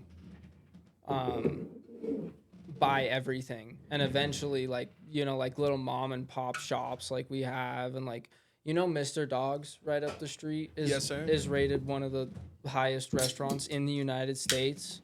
It's good as hell. And I guarantee you they don't do well for money because I mean I drive past there almost every day. I only see like maybe a customer in there. I mean, yeah. And do you think that has anything to do with like location wise? I mean, definitely, but like what the main point I'm trying to get at was like the way I see this going is eventually like Amazon already in California, I believe, has a grocery store where you go in and you add stuff to your cart on your phone, and when you leave, it automatically like checks it out. You don't really like it's a smart what do they call it? Like a smart market or something like that, where you don't really have to pay or anything. It just automatically does all that stuff for you. But like I feel like in 10, 15 years, that's all there's going to be is those Amazon supermarkets, those Amazon gift shops, those Amazon, like anything you buy will be Amazon, Apple, like something related to like those big To a companies. bigger company. Yeah. Like there will be no room for small companies to bust in and like make a change or anything because they have completely They have a encapsulated. monopoly Yeah, of they've it all. completely encapsulated the market with. How many times is that kid gonna use the bathroom today? Jesus Christ! 2 and counting. Like literally, that's twice. Me Yes, and sir. you have drinking less than him, or I think we've drinking more than him. How many Happy Dads is he in? 1, 2. 2. I'm 1 in, and I drank like half of that bottle before everybody got here. And I He have has a not small taken a bladder. piss. I guess so. I'm in. But just speaking about that, it's crazy because having a monopoly is part of. It's supposed to be illegal. It's technically illegal. Technically, but it's gonna happen. It's either gonna way. happen no matter what because I mean it's already happening really. I mean, these companies are huge and they just keep growing and they just Mhm. keep coming out with new things that they can put out, like the But, Amazon like, grocery stores. Amazon's coming out drones. like Amazon comes out with like VR stuff and Yeah. like even everybody's coming out with VR stuff now I guess, but It's just so crazy. Everybody's coming out with mainstream things. All those big companies are just trying to jump on the mainstream things, no matter what they are. Like if it's mainstream, they're gonna hop on it. Like how much you want to bet in?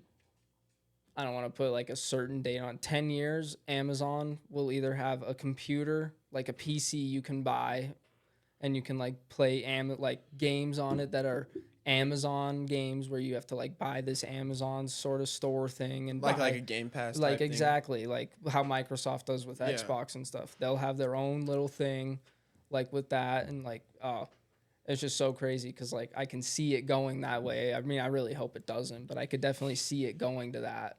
I definitely seen it going to that. Oh for yeah. Sure. Like I would like to see a small company that's like not Microsoft, Sony, or like any of these other big companies just come out with something amazing. Like I mean like what Tesla did years and years ago. They just came out with these electric cars that blew everything else out of the water. And then, I mean, even nowadays, Tesla's just going to be another one of those mainstream things because Tesla cars are going to be everywhere eventually. Tesla cars are going to be everywhere. They, I mean, they keep moving up. They're trying to send people Like, to space.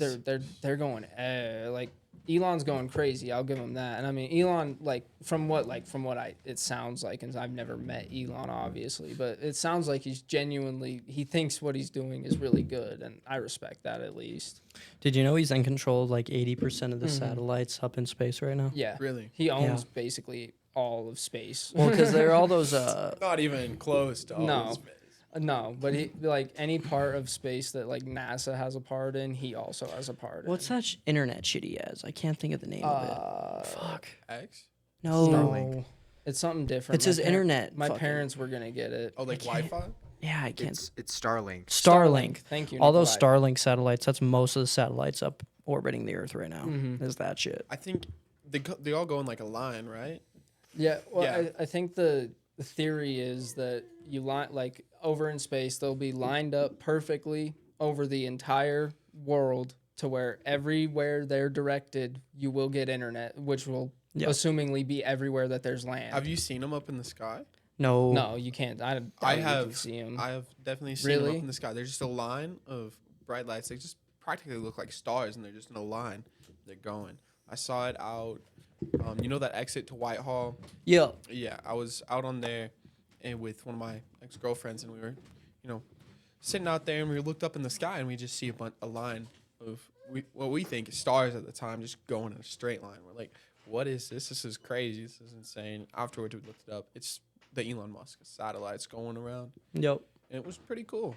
Yeah, dude, it's wild. There's this one company that I think it's by next year, like the end of 2025. I don't know how true this is, but it's their goal that you'll be able to order a satellite like in real time to come to you and like take a mirror that faces the sun and like beam it down on you so you could have like 20 minutes of temporary like artificial sunlight. Oh, that's crazy. Yeah, we live in like crazy times, dude. Like there's so much like I recently saw that China this year like actively right now has started their flying car program where they could take like an hour-long drive in like these super congested cities because China's crazy like that and take like an hour-long drive from like a 7-minute flight in like a flying car. That's Shit crazy. is wild, dude. Like that shit that you would see in like Back to the Future and be like, oh, Batman Beyond time. yeah, dude. Like we live in crazy times where like AI is just able to fucking just like do crazy things. Like you could give like AI like a fucking like text prompt and be like, hey, figure this out, and they'll figure it out. Like I've seen a bunch of people, like a bunch of articles recently about how like they're having AI do like quantum physics and like solve like these fucking quantum physics fucking equations and shit. Well, that's the thing about these AI programs that they're releasing to everybody is there's ways to jailbreak those so they like do more than what they're supposed to be Intended to doing. do. Yeah. Like I've seen multiple videos of people just being able to jailbreak them and then ask the AI like serious questions and it be able to answer it full-heartedly. Shit's wild. Have you guys ever like talked to Chat GPT? No. Shit's crazy, man. You could have it do some crazy fucking things. Like fucking, like you could ask it like fucking like any question and it'll answer within the matter of seconds. Well, You know yeah, what I I know mean? Like that. fucking, it's insane, I mean, dude. That yeah, they could they- just pull from like this entire like fucking database of just internet knowledge and just Yeah. give you a correct answer. Everything off the internet. And everything has like there's Instagram AI, fucking Google AI for some reason, fucking Snapchat has a fucking AI bot, Ju- dude. It's fucking retarded. Just wait till they decide to start adding that shit into robots, and the robots are just stronger than us. Well, those robots are getting pretty realistic looking. Have you like seen they're that one that still was on the Today Show like a few years ago? It was talking some mad shit, dude. I just remember clips of it, but Jesus, these robots are absurd, man. Do you guys know what Boston Dynamics is? I don't. I do It's not. like this fucking company over in Boston that basically builds these robots. Like, have you ever seen those like dog-looking robots? They're like dog-like robots. They don't look like dogs, but like they have like 4 legs and Yeah. all that shit. I've seen those. I saw a video about probably like 6 months to a year ago of this one that they hooked up a machine gun to. It would go around and it would fucking like go at this like target range and like fucking perfectly hit fucking shots and shit, dude. And like if there ever is a World War III, dude, fucking it's gonna be the most Didn't- futuristic shit. I, ever. s- I mean, I swear. Sorry, no, you go ahead. You're the guest. You are the good guest. sir. Okay. Have you ever seen Chappie? Chappie, Yes, yes. I love that I fucking forgot movie. about that fucking Chappie's movie. a great movie. Never finished it. Really? Never finished it. I'm pretty sure. No. What's you the weren't ending one. of Chappie? Spoil it. Who gives a fuck? If you haven't seen that movie remember yet, the it's your ending of fault. No, Chappie? I don't. I haven't seen it since I haven't I seen it was since I fucking was a kid. 15. All I know is that those robots were kick ass. Yeah. Yeah. You remember what it's about though, right? It's about this like robot that this one guy builds, I'm pretty sure. And that's all I remember. You need to rewatch Chappie. I need to rewatch I think we Chappie. all need to rewatch. I think we Chappie. do. Or We should Ex rewatch- Machina. I've never seen Ex Machina. Never seen. Ex Machina I hear is really good. I've watched like the first like 15 minutes of it when I was a kid because like my mom like watched it with my stepdad one time. But I hear that movie's really fucking good. It's basically about like this robot woman that this guy builds and like fucking he falls in love with it and shit and then like turns on him and has like these crazy ulterior motives and shit. And it's like really critically acclaimed. What? There was one movie you were showing me. It's called like Mother or something. Yeah, like I that. Am Mother. I Am Mother. I Am Mother. Yeah, that's a really good movie. I Am too. Mother is about this AI system that the world has ended, right? Like that's like where the story is set in. The world has ended, and this like robot entity has like all of these human embryos that it can like breed and do this and that, and like produce humans to like take care of it and do this and that. So and before the world ended, they predicted that the world was going to end. So they just stored a whole bunch of Yep. embryos in a whole bunch of different places in the world. Yep. And they have these robots just caring for them. So one day when the Earth's habitable again, that they can reproduce Yep. the Earth. Oh shit. It's a really interesting movie, man. And this AI system, Mother is what it's called, basically like puts this one woman, this is the plot of the movie, puts this one woman through like a test to like test her like character and integrity and like fucking like basically like turns on her and this and that. By like the end of the movie, fucking she's like, yeah, no, this was all a test to make sure like you were a good human. You're like the 6th experiment that we've had to kill like the other 5 of them. It's fucking insane, man. Yeah, it's a great movie. You But should the, watch that as the well. thing about that, dude, is like, fuck. Within like the next 200, 300 years, we could be there. You know what I Literally, mean? You never know. Oh, for sure. Like 30 years ago, the internet was a very minuscule thing. Like the internet had just been truly like optimized for people to use. You know, like it wasn't until the early 2000s when people started using it en masse. I believe the internet when it first like not even released to the public, it was first for the military and stuff just to communicate easier. Obvious. I mean, everything is used for the military first when it's as advanced as like the internet and stuff like that. And then it just became this crazy shit that it is today, where you can literally see anything and do anything at any given time at any given moment. It's crazy. It is crazy to see how it's developed. Like I mean, Even in like it's just what like, few a 20 few years. 20 years. Yeah, dude. From when our parents were kids to. Do you guys know what Alexandria's library is? No. So basically, Alexandria's library was this library back in like ancient times that contained all of human knowledge, right? Like all the different religions, like all the different Bibles and fucking like books of like God and all this and all that. Like just basically all the human knowledge was stored in this one library that basically ended up burning down, right? And like nobody knows if it like full on like actually existed or if it was just like a story. Should I have heard about it? Right? But like that's kind of what the internet is today. It is like the collection of all of human knowledge. Anything that's existed in the world, you could find like remnants of or just like fucking like retellings of on the Look it up, internet. read an article. Exactly. Right. And like the internet's crazy because like fucking there's so much shit. Yeah. You could spend the rest of your life going through everything on the internet. Just this website like YouTube where like thousands of hours of video and content are uploaded to YouTube every second. You know what I mean? It's just wild that the internet is just this crazy vast place that fucking like anybody could post to for the most part unless you like live in North Korea. I mean, you can post and you can make income, like live off of it. Everybody listening to this right now is listening to this on the internet. So many things happen within the internet. Like you said, that maybe like the internet is our Alexandria's library, but like what if in like 1,000 years there's no way to access the internet? So basically everything we're doing right now, like, because think about it, that like all of our, like even currently, like Congress wise and stuff, everything is kept on documents and computers, and like there are some hard copies of files For and sure. stuff like that for sure, but like basically everything in the world is kept on the internet somewhere. So what if in like 1,000 years that's just not accessible? Well, it's already happening in some places. Let me pull out this theory a little bit further. What if? So think about it this way: if in 1,000 years the internet never existed, they can't find any remnants of anything that ever existed before these types of people, whatever they are. What if this has already happened? What if the internet we have right now, because we can't go that far back into our history, what if they got so far advanced in past times that they just got so advanced that they started keeping all their things in places that we can't access today, and we just don't think about that?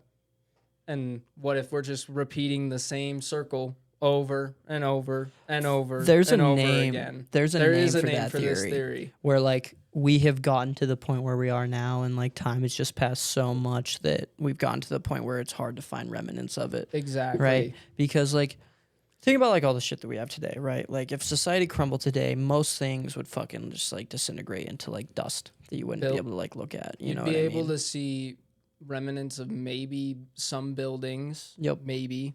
Yep. Some bodies. No clothes. Yep. No phones. They'd all be disintegrated and burnt to ash. Mm-hmm. No plants. No, like literally nothing except what basically what we know about our past right now is little bits of buildings, some fossils, and just little bits of like scratchings on walls that people made in past lives. Well, think about it too. Like we're still living in a time where we find out new things about our past every day, Every right? single Like day. to the point where like the history books can't even catch up. Like think about people like Graham Hancock and like Randall Carlson who have like found like right now archaeology is all based off the idea that like around about 10 to 12,000 years ago is when we developed agriculture and all that type of shit. Basically, right? it's just gain sentience. Sentience. Not sentience as much as just like a sense of community, right? And like being able to participate in things like agriculture that like allowed for like these large communities of people to live in. And they have like proved that it has gone past that, right? Like there's been things like water erosion on the Sphinx over in Egypt, right? Like that one cat-looking statue. Like everybody thought that was around about like fucking less than 12,000 years old. But water erosion on the Sphinx. Now keep in mind, like I said, do not use us as your source of knowledge. Like do your own research. But water erosion on the Sphinx has been proven to be older than 12,000 years old. And before then, all major mainstream archaeology thought that, okay, before 12,000 years ago, we were just hunter-gatherers, right? Like typical basic humans, we would operate within like tribes of very small amounts of people. And we didn't operate within like these big city type structures where we were able to build things like the pyramids and the Sphinx and all that, right? And they found evidence that that's not true, right? And like these fucking history books can't keep up. Like we keep finding more and more things and like more and more evidence of like these old civilizations, and things keep going further and further back. Yeah. And You we know keep, what I mean? updating our technology to Even- be able to, Exactly. Even that. then, this is kind of random, but it has to do with like humans gaining sentience and like just being able to communicate with each other and whatnots. There's pretty solid theories that lead to mushrooms being a like high contributor to why humans' brains Yup. are the way they are to like today. Yep. Because mushrooms just do something different to humans' brains than. I mean, I'm sure tons and You think it's tons just- of animals have eaten mushrooms and tripped balls, but they just don't get the. Like, I'm sure after some certain thousand numbers of years after us doing it, something in our brains just fucking evolved Yup. to a different level. That's called the stoned ape theory by Mhm. Dennis McKenna. And Dennis McKenna was this person back in like the I think like the 70s and the 80s that presented this theory that back in like prehistoric times, right? Like when humans were just hunter gatherers, that humans would find like these mushrooms that would like grow in like cow shit and like shit like that, right? And they would take them and they would have like these crazy trips that would take their like social skills and just like the ability, like anybody who's tripped knows that like when you After you trip trip- balls, you getting a new perspective on like what life is, Yeah, and more for sure. importantly, what life can be. And then, more importantly, after you trip, you live your life, even if it's a slight bit, you live it a little bit differently. Exactly. Just because of that trip. You Oh, have for more sure. empathy. Yeah, yeah. I You mean, have more feeling towards what a person and a human being is. In most cases. In most cases, yeah. A lot of people, like fucking the Hanson family, Oh my god. did yeah, not Jesus Christ. go by that ideal. Do you know about the Hanson family? I don't. Charles Tell me about Manson. Okay, well. it. Charles Manson. That name sounds familiar. Just watch Once fucking Upon a Once Time in Upon a Time in Hollywood. Hollywood. You'll Once learn upon all a time about in it. Hollywood. You'll So learn all basically, about there it. was this guy. Don't spoil the and movie. Throughout the no, I want. No, I'm just telling. okay. You. The movie's very different from the actual like the story actual of life. events basically have nothing to do with the movie. Exactly. Okay. So in the 1960s, during like the hippie movement, when people were tripping on acid and shrooms all the time, like love and peace, man. There's this guy named Charles Manson, and there's a crazy conspiracy involving him. But basically, he gained a bunch of followers, right? Like fucking like young girls, young men who like fucking like felt like they had no direction in life, and he would find them. And he would like convince them, like, "Yo, come join my like little thing that I got going on." It was a He cult. formed a cult. Yeah. Yeah. And he would get them and he would have them trip on acid, right? And he would like fake trip. Like he would take it without taking it. And while like all of his fucking people were tripping, his disciples were tripping, he would fucking like convince them of like, yeah, like I am God, like you listen to me, you do this, you do that, right? And like fucking eventually it led to him getting his followers to kill I think like at least a few people. I believe it was 3. There was more than 3, but like the main 3 ones were Main like 3. Sharon Tate, this famous Very like Hollywood famous. actress. I like put like literally only had like a few movies to her name at the time and got bloodily murdered While by she this was group of pregnant. people. Oh shit. Yeah. And they would take their blood and they were trying to cause a race war. Charles Manson, like his whole thing was he was trying to cause a race war, right? they would do these murders and blame them on the black community. and try to cause a war between them and like the police and all this stuff. Like, yeah, shit was wild back then. I mean, it's not that much different now, really. I mean, it's a little bit different, but You don't It's hear about crazy as shit many goes on. cults No. nowadays. cults as you get did shut back down a then. lot faster now. Well, I think people are a lot more self-aware of that shit Well- just because of things like well, the internet and how and much al- it's I been mean, you also covered know in about like it the more. For and sure. also Yeah. laws have been passed to prevent stuff like that because of situations like that. I believe like it has to be legally recognized as a religion instead of a cult before you Yup. can like continue with it.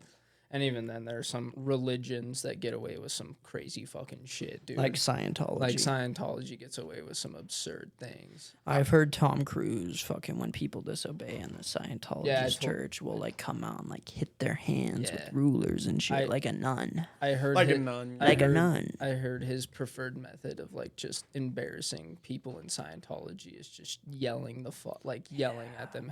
Have you seen that? It's not a clip; it's a sound audio bit that came out of him During COVID, during COVID, during 2020, so a few years ago. when he was shooting one of his He Mission was Impossible shooting movies. one of his movies, and someone was like not wearing a mask or just not following the protocols, and like To be honest, Tom Cruise had a right to yell at him, but not to the extent To a degree.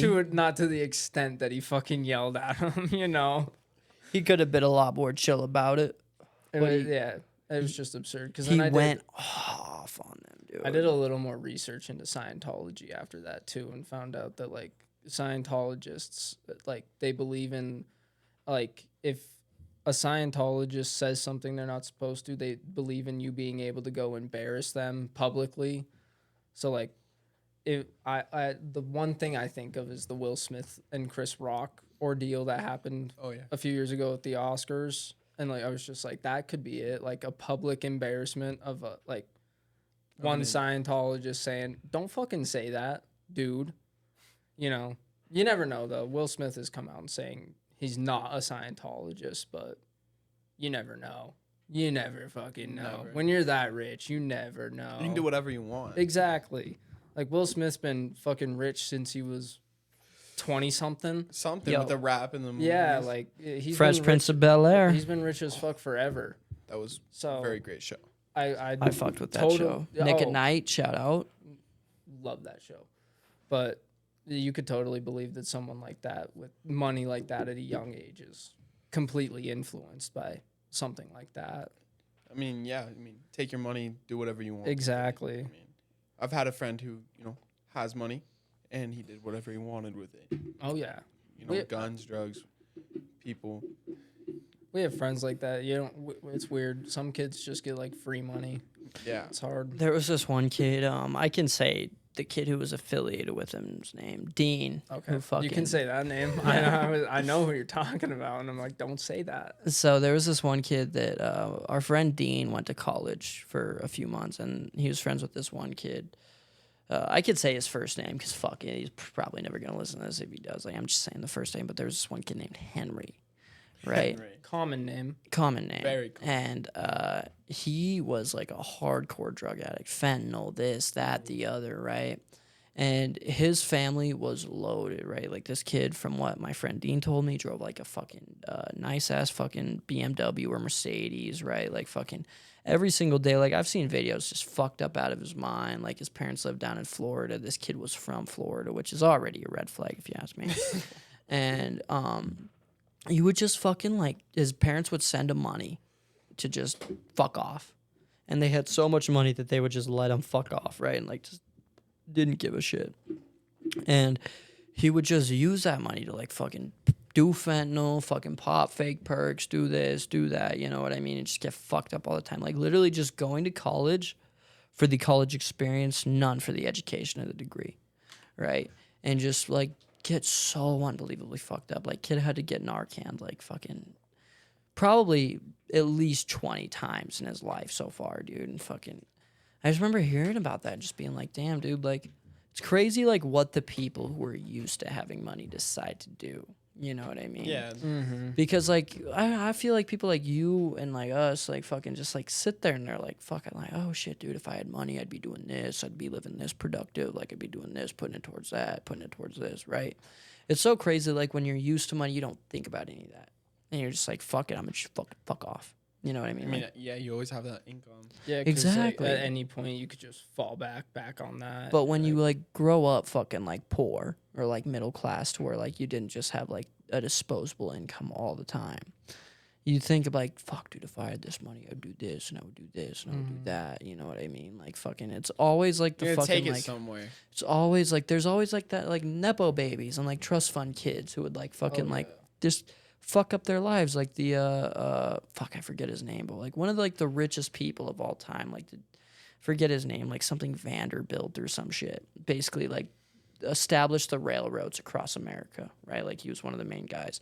And by like the second generation of his family, like his grandkids and his grandkids' kids were just not working, spending all their money, all the fucking time, like completely went broke and completely wasted like the whole like fucking multi-billion-dollar fortune.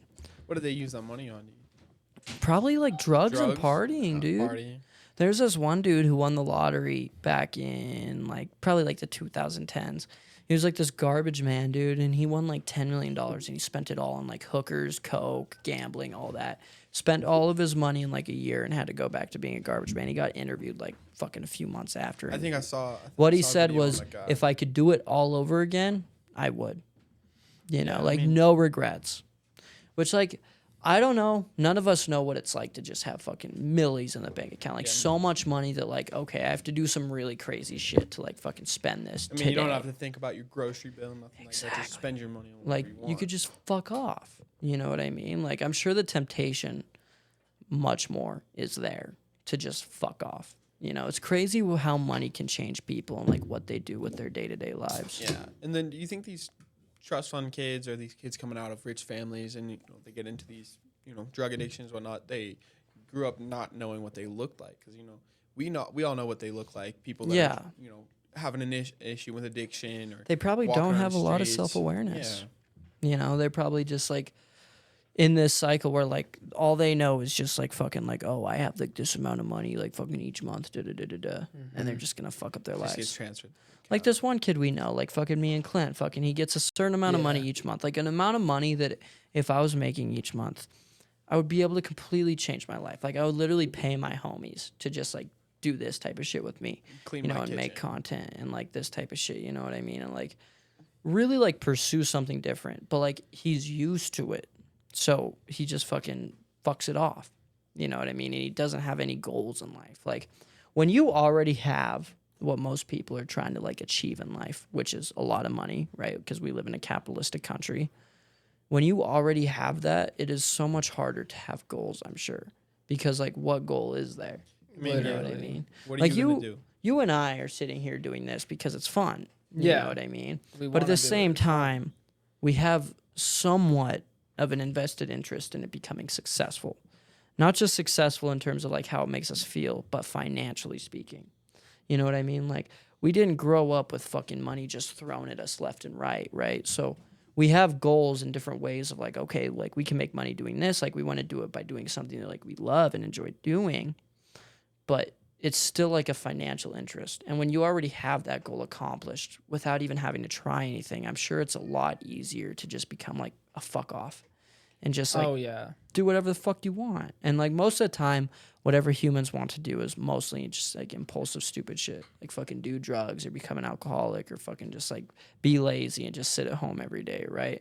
Like the main motivating factor for most people to not be lazy in today's society is the fact like, oh, I need to get my money I up. need to get my money. Yeah, I need to be able to afford this. exactly. Like if everybody had enough money to live every month, like if everybody had like a government supplemented monthly income to be able to live every month, I'm sure there would be a lot more lazy people out there. That would become a communist country. For real. Exactly, for sure. And like, I don't know, dude. It's just crazy. They're like, I don't know. I could only imagine what it's like to just have like money fed to me without having to put in any of the effort at all. But I'm sure if I did, especially from like the time I turned 18, like I sure as hell wouldn't be doing shit like this probably. Probably not. I'd literally probably be fucking my life up because I had the ability to. Most people don't fuck their lives up because they need to make a certain amount of money each month and put in a certain amount of work each month to be able to live comfortably. Shout out to strict parenting. Shout out to strict For parenting real. for real. That shit saves lives, bro. For sure.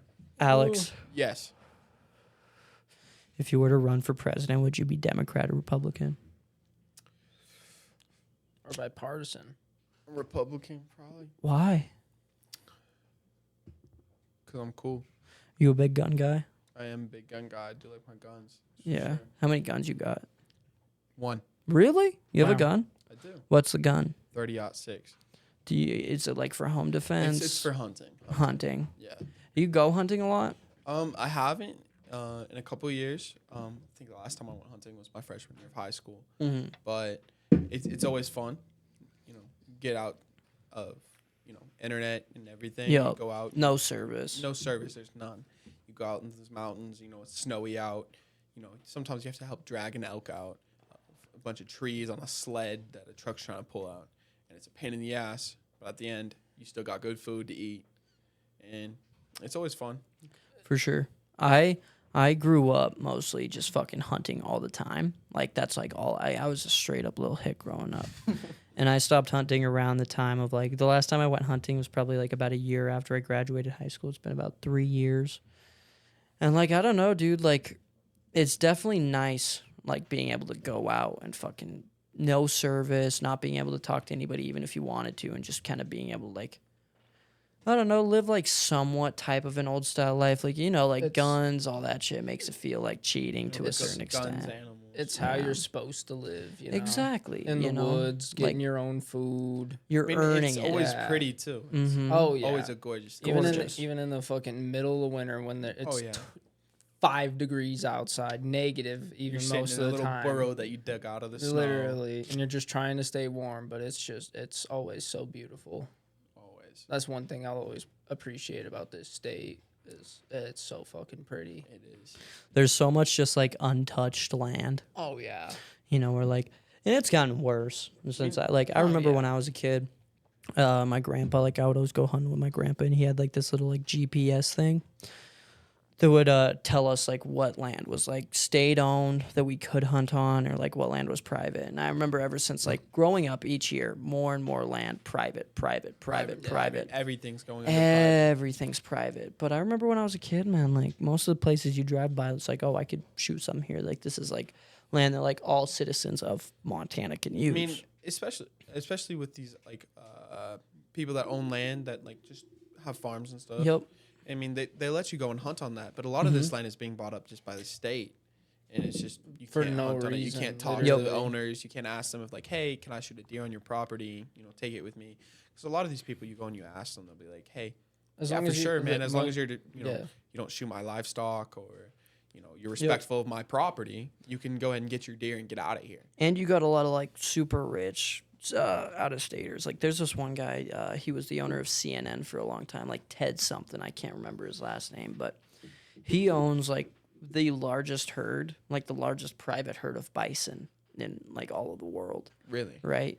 And then he has like a head of like fucking thousands of fucking bison just like on his property. He can't hunt on any of it. You know what I mean? And he is like one of the largest property owners in all of Montana. And you just can't hunt on his shit. And you get more and more people each year coming in and buying up that land to like do these private hunts where they can make like fucking tens of thousands of dollars off of it for a couple of days and Yeah, this and people that. pay to go hunting. Exactly. And that's like a super common thing that's been happening in like the last 10 years. Because if you're super rich, it's a great money maker. You know what I mean? Like you pay a bunch of like ranch hands like a certain amount of money each month to like fucking take care of your shit. And then you get like all the people who are paying like 3, 4, 10 times their salary sometimes just to come hunt on it for a couple of days. Yeah. And you're making like fucking 5x, 6x profit each fucking hunting season. You know what I mean? It's sad, but and like it's crazy because like Montana, besides like a state like Alaska, right, is like truly like one of like the last frontiers of the United States where you can go here, you could drive around, and you're mostly just looking at nothing. No human civilization, like fucking like it's a few hour drives in between any like towns or anything like that. Exactly. And even then, it's almost all privately owned. You know what I mean? Like I can't tell you how many times throughout like the past 10 years I've been driving around with my grandpa hunting, and it's like, oh shit, that's a big ass fucking buck, or that's a big ass bull. Let's shoot it. And it's like, oh no, we can't. It's private. It's private. private It's land. private. It's private. You know, it's insane. They're like a state government allows this to happen just to make like a couple of bucks off that property tax. I mean, here in Montana, that property tax is crazy. It goes crazy because we don't have a state tax, so they Yeah. make up for it with the fucking Well, we don't have a sales. We don't have a tax. sales tax. tax. That's what I mean, yeah. So they make up for it with the property tax. Oh yeah. Yeah. And that property tax is no joke. I mean, Fuck, it goes crazy. my mom, she owns 3 properties in town, and it's driving her bankrupt. Like, I bet. it's insane. I bet, dude. Fucking shit just keeps getting more and more expensive each year. You know? And like fucking the amount of money that you're making from your job just doesn't make up for It it. just doesn't. No. I mean, you can work there for however many years, try and work your way up that corporate ladder. Or Exactly. Whatever, and you're Like- still gonna be barely making enough to Exactly. do anything. Like my mom makes like probably like just enough money, if not like a little bit more, to be doing what she does. Raised me and like 2 other kids and this and that, right? Single mother household, right? And like, dude, it's like fucking insane. Like 30, 40 years ago working the job she did now with like the income she did now, she'd be able to afford everything. Yeah. You know what I mean? Like, you'll be lucky in today's age. Like, if you come out of college, go to college, spend like that fucking like tens of thousands of dollars, come out of college, be able to get a job right away. If you're able to even fucking like live fully comfortably on one income, you're extremely lucky if you're able to support a family on that. You know what I mean? Like, it's truly insane that like the United States government has like let all of these massive companies and all of these like super rich people completely take control of everything and completely fucking rob like the middle and lower classes, right? Like, last year, 20% of the income that was made at all completely in the entire United States was made by the top 1% of earners. That is a crazy wealth fucking disparity. You know what I mean? Like, that is a crazy fucking wealth gap that is occurring today, and it's only growing and growing and growing each year. You know, like, it is truly sad that like, and like, you can, it's not something you can like protest peacefully. It's not something you could do this with or do that like that with. You know, like in France last year, they had massive protests because they were raising the retirement age by like 2 years. Right, and a bunch of people came out violently protesting, throwing like Molotov cocktails and shit at like police officers and fucking vandalizing government buildings to get them to literally not raise the fucking retirement age. And like shit like that's happening all over the world. You know what I mean? Like, especially in these like first world capitalistic democracy countries where like on paper it's supposed to be okay. Like fucking the civilians decide what goes on in this country, but it doesn't feel like that. No, it doesn't at all. It doesn't. Like, when you go and vote, everybody Your knows. vote, it seems like it doesn't make Exactly. any difference because Exactly. it's not on our votes. It's on the electoral college. Exactly. And who do we vote for? Like, you don't hear anything. Nobody gets like actually educated about who to vote for that goes to the electoral college, right? Like, everybody, like, the presidential election is the most popular election within this country. Oh, for sure. And out of all of them, that is the one that is going to do the least amount of change for everybody when it comes to their day-to-day lives. You rarely hear about, like, nowadays, like, there's a lot more ads for, like, fucking, like, state fucking government and this and that, and, like, people who are going to go to Senate and, like, make these fucking, like, calls and do this and that, right? But, like, the fact that the presidential election gets the most coverage each year in and out, which I get at the end of the day, and it is just a clown show.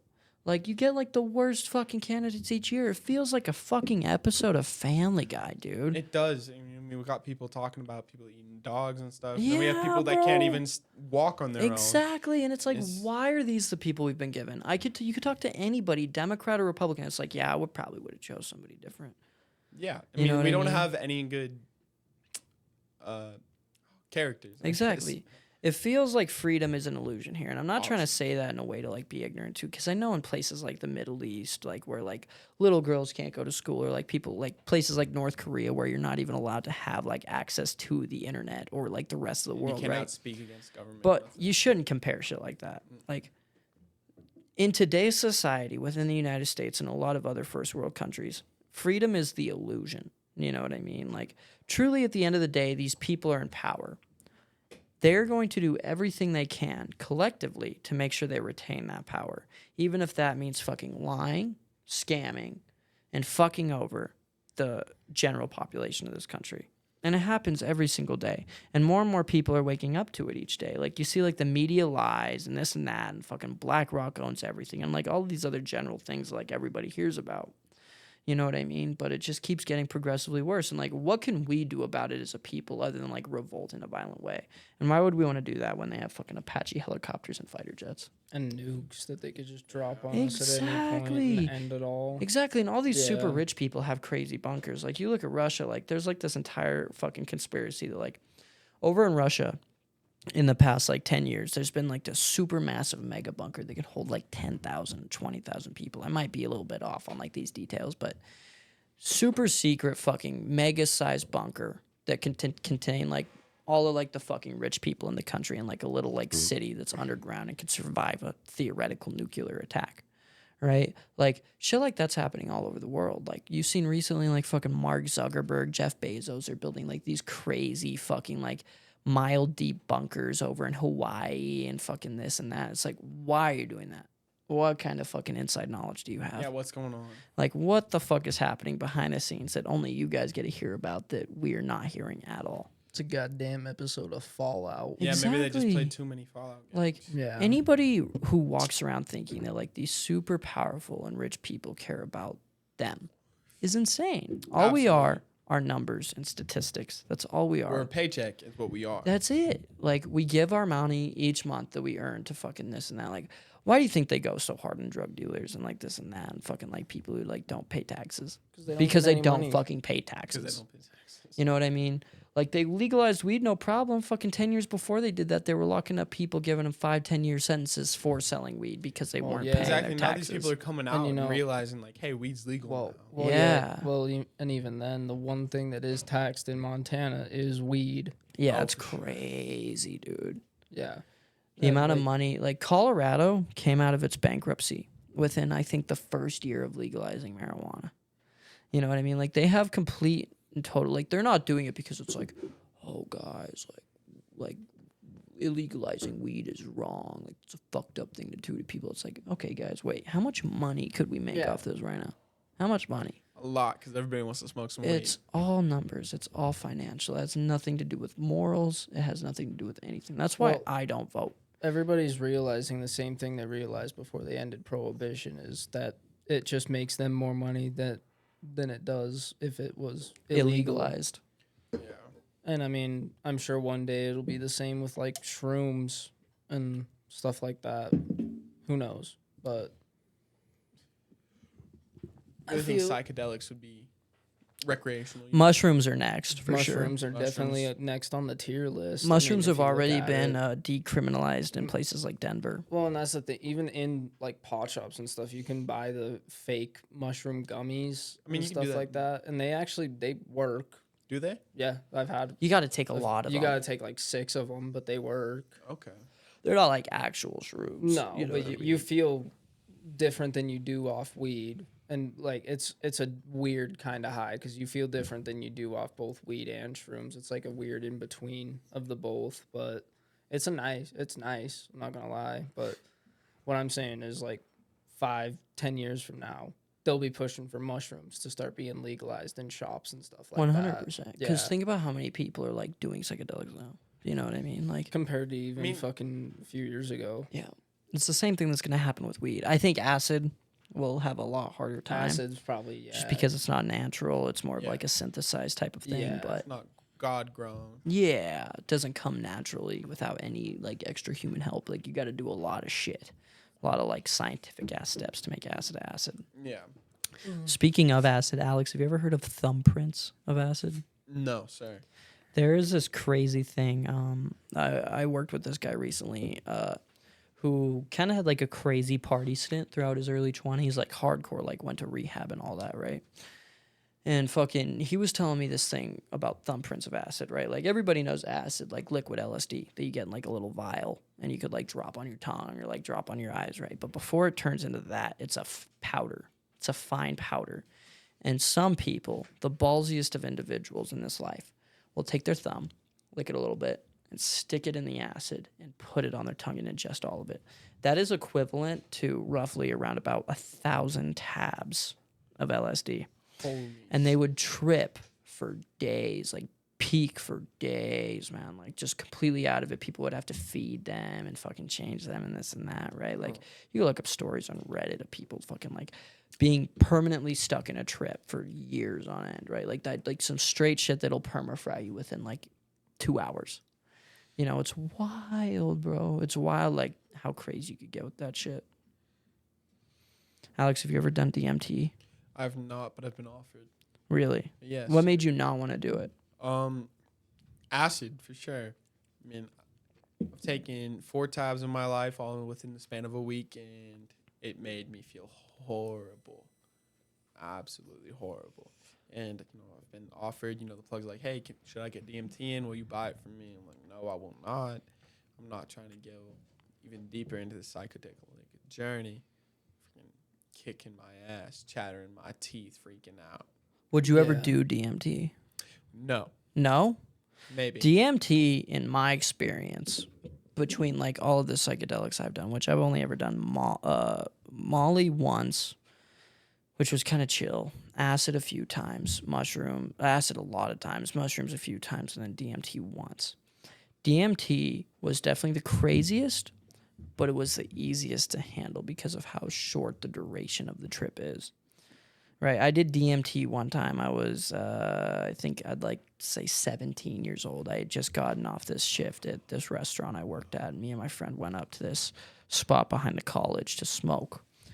And the kid that we would always smoke with and take dabs with had DMT on him. He offered it to me. I'd been talking to him for about like a few weeks before about doing it.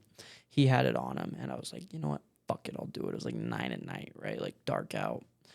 And what you do is you load it with like a bowl of weed. That's what most people usually do. And you take like a fat ass hit. You inhale it fucking super hard for like 10 to 15 seconds. I was only able to do it for like 5 to 10.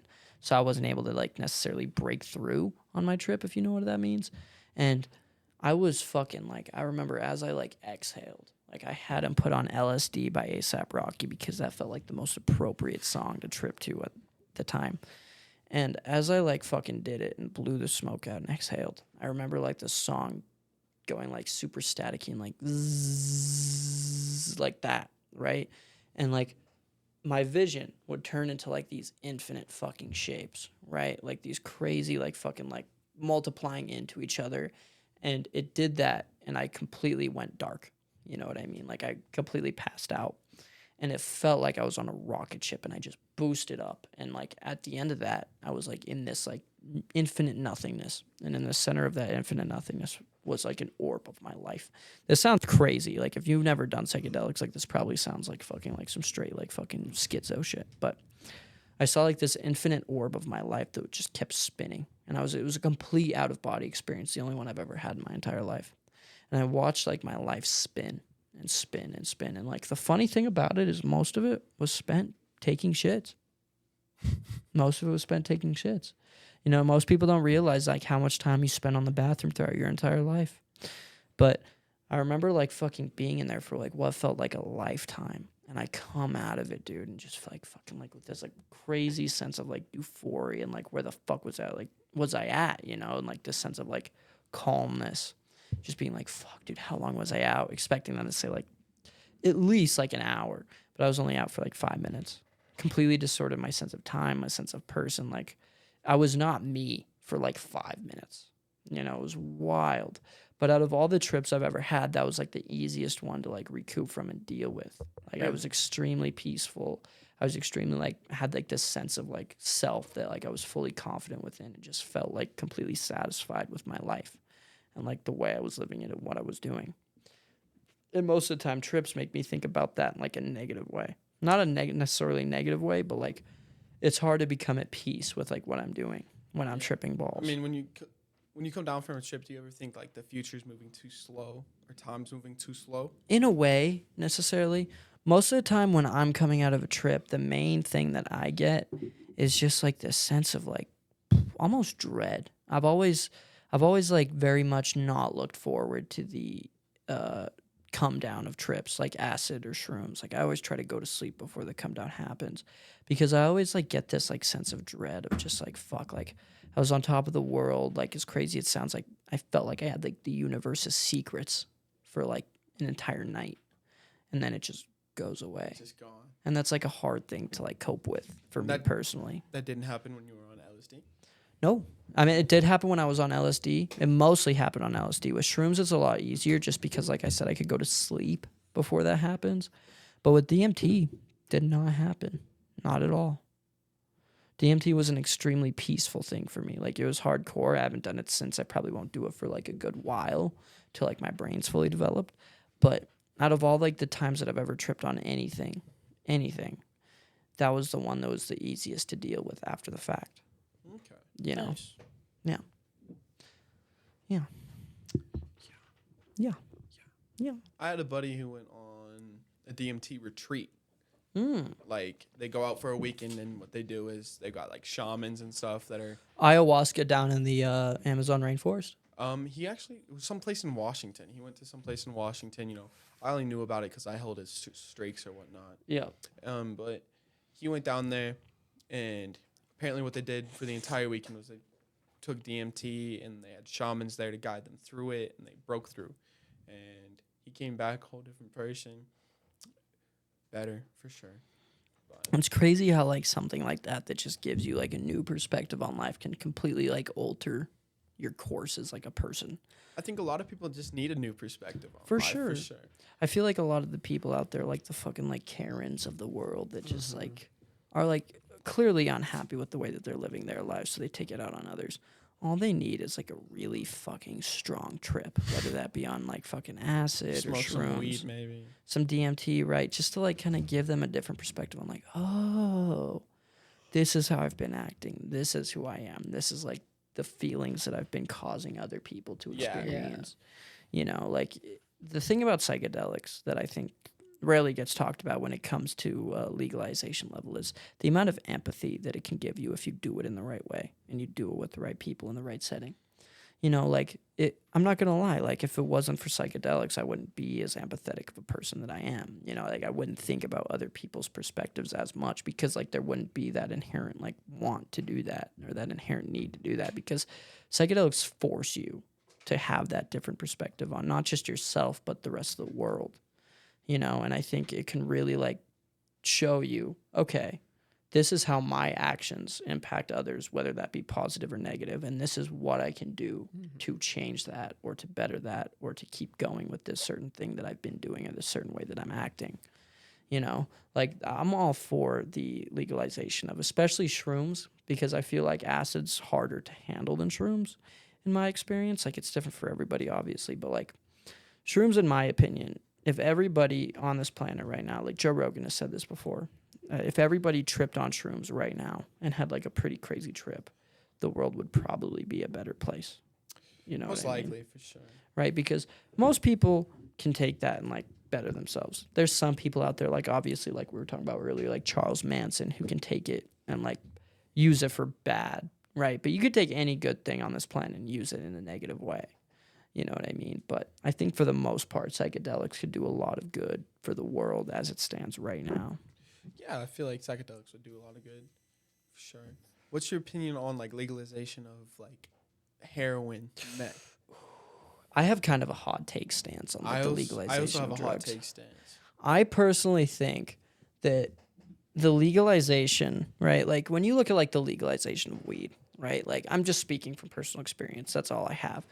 Is I remember when I was in high school, I would have to go through like these sketchy individuals, right? And like fucking do this and do that just to get weed, right? Now in my life, I don't have to do that. Now, like a lot of high schoolers don't have to do that. They just have to find somebody who's 21 that can go to the shop. It's like booze.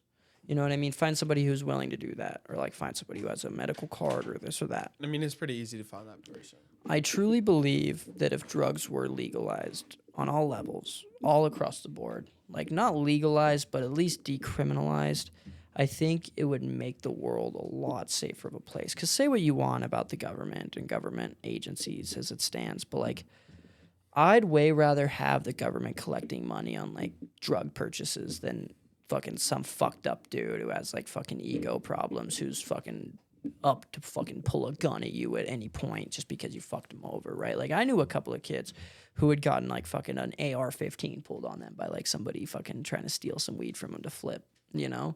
Like that stops happening once weed becomes legalized, you know? Like when you think about like alcohol prohibition in like the early 1900s, when like the main people who were funneling alcohol to all these different places were like fucking gangsters and like these fucking like organized crime type of places, like that changed and became a lot safer once alcohol became legalized again.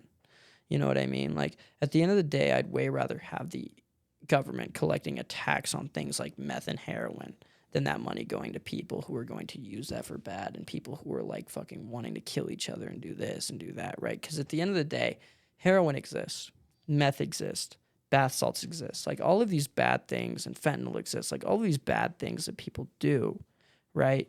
Like they're going to do it and they're going to continue to do it for as long as humans are here. No matter right? how they get it. If you can regulate that in any way at all, it's going to make a lot more safe if the government is operating within that parameter than if a bunch of random drug dealers are going to, you know. I mean, yeah, it makes it a lot more safe for sure. But if we look at like Oregon, the streets are nasty, right? For sure. They're nasty and they're gross. But then we look at like Amsterdam, who also has, the decriminalization of hard drugs like Yep. heroin, crack. Mm-hmm. And the difference is that they're doing compared to, the United States, when the states Exactly. have decriminalized to have drugs. They're not providing it, which is something that Amsterdam does. They provide it. I mean, they give them a controlled space Mm-hmm. to take that drug. Yep, and they give them Which- like legitimate safe substances that are lab Yeah, I tested mean, too. They're lab tested. There's nothing added to them. I mean, it's good heroin. I Mhm. mean, they're getting good shit. Especially and- with like the advent of things like fentanyl that people are Exactly. cutting everything with nowadays that can like easily kill you if it's like I mean, in do an you think you could uncontrolled go way. and get Molly anywhere in this town and be safe, or like anything like that harder? Exactly. Yeah. Like it'd be so much better if you could go to a place that was Like government A regulated. government regulated Fill out a building. slip, tell mean, them like, hey, da da da da da. They provide you with the drug 2 times a day. They provide you with a place Exactly. to take it. So Exactly. you're not walking around the streets disturbing people. I mean, you're not overbuying and overtaking, so you're not overdosing. Exactly. I mean, you can still live a normal life technically, and afford a place to stay. Have Mhm. a place, things to eat, and this drug, isn't taking over your life like it is here in the States. Exactly. Like, there's so many things that I think the decriminalization of all drugs across the board would do to, like, and obviously the first couple of years of everything are going to be rough. Like, think about when marijuana got legalized here in Montana, right? Think about how many pot shops are around right now, right? Because of how many people are just smoking weed. 'Cause it's like, oh, that's new. Da, da, da, da, da, da, da. There's always going to be that. The first like 10 to 20 years of decriminalization and legalization are going to be the hardest because it's like this new thing that everybody's like, oh, like we can do this now, so we're going to do it now, right? So people who shouldn't be doing it are doing it. Like, I know a lot of people who smoke weed every single fucking day who probably shouldn't because it makes them lazier and this and that. But as time progresses within the next 10 to 20 years, especially once it becomes legal on a federal level, like a lot of these pot shops are going to close down, right? It's going to become like alcohol where like some people do it, most people don't. You know what I mean?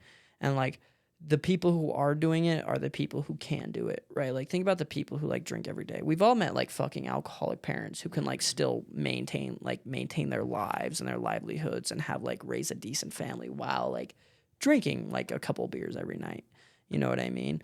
Like the same thing could happen with like psychedelics. Like when mushrooms get legalized, because that's gonna happen, right? Like there's going to be a lot of people tripping balls all the time that probably shouldn't be. And it's going to like look like, okay, maybe this was a bad idea. But after like that first fucking hump of like everybody doing it, it's just going to turn to regular and it's going to be a lot safer of a thing than it is now. So it's just, you think time is the main factor in it? I really do think time is the main factor. I think the sooner we do it as a country, especially with like how bad like the fentanyl problem is getting within this drug country. problem already Yeah. is. I think the sooner we do it, the sooner it's going to become a thing that we see a positive effect from. The first few years, like I said, are always going to have negative consequences and this and that. But I really do think in the long run, which is I think what we should focus on as a society, I really think in the long run, like it's going to benefit the people of this country. And not just the people of this country, but the people running this country who can profit off of it, which is like the main incentive behind things like that, like marijuana legalization and decriminalization of certain things. You know? Okay. What's your opinion on this, Clint? Yeah, you've been kind of quiet, Clint. Sorry, I'm tired. Not an excuse.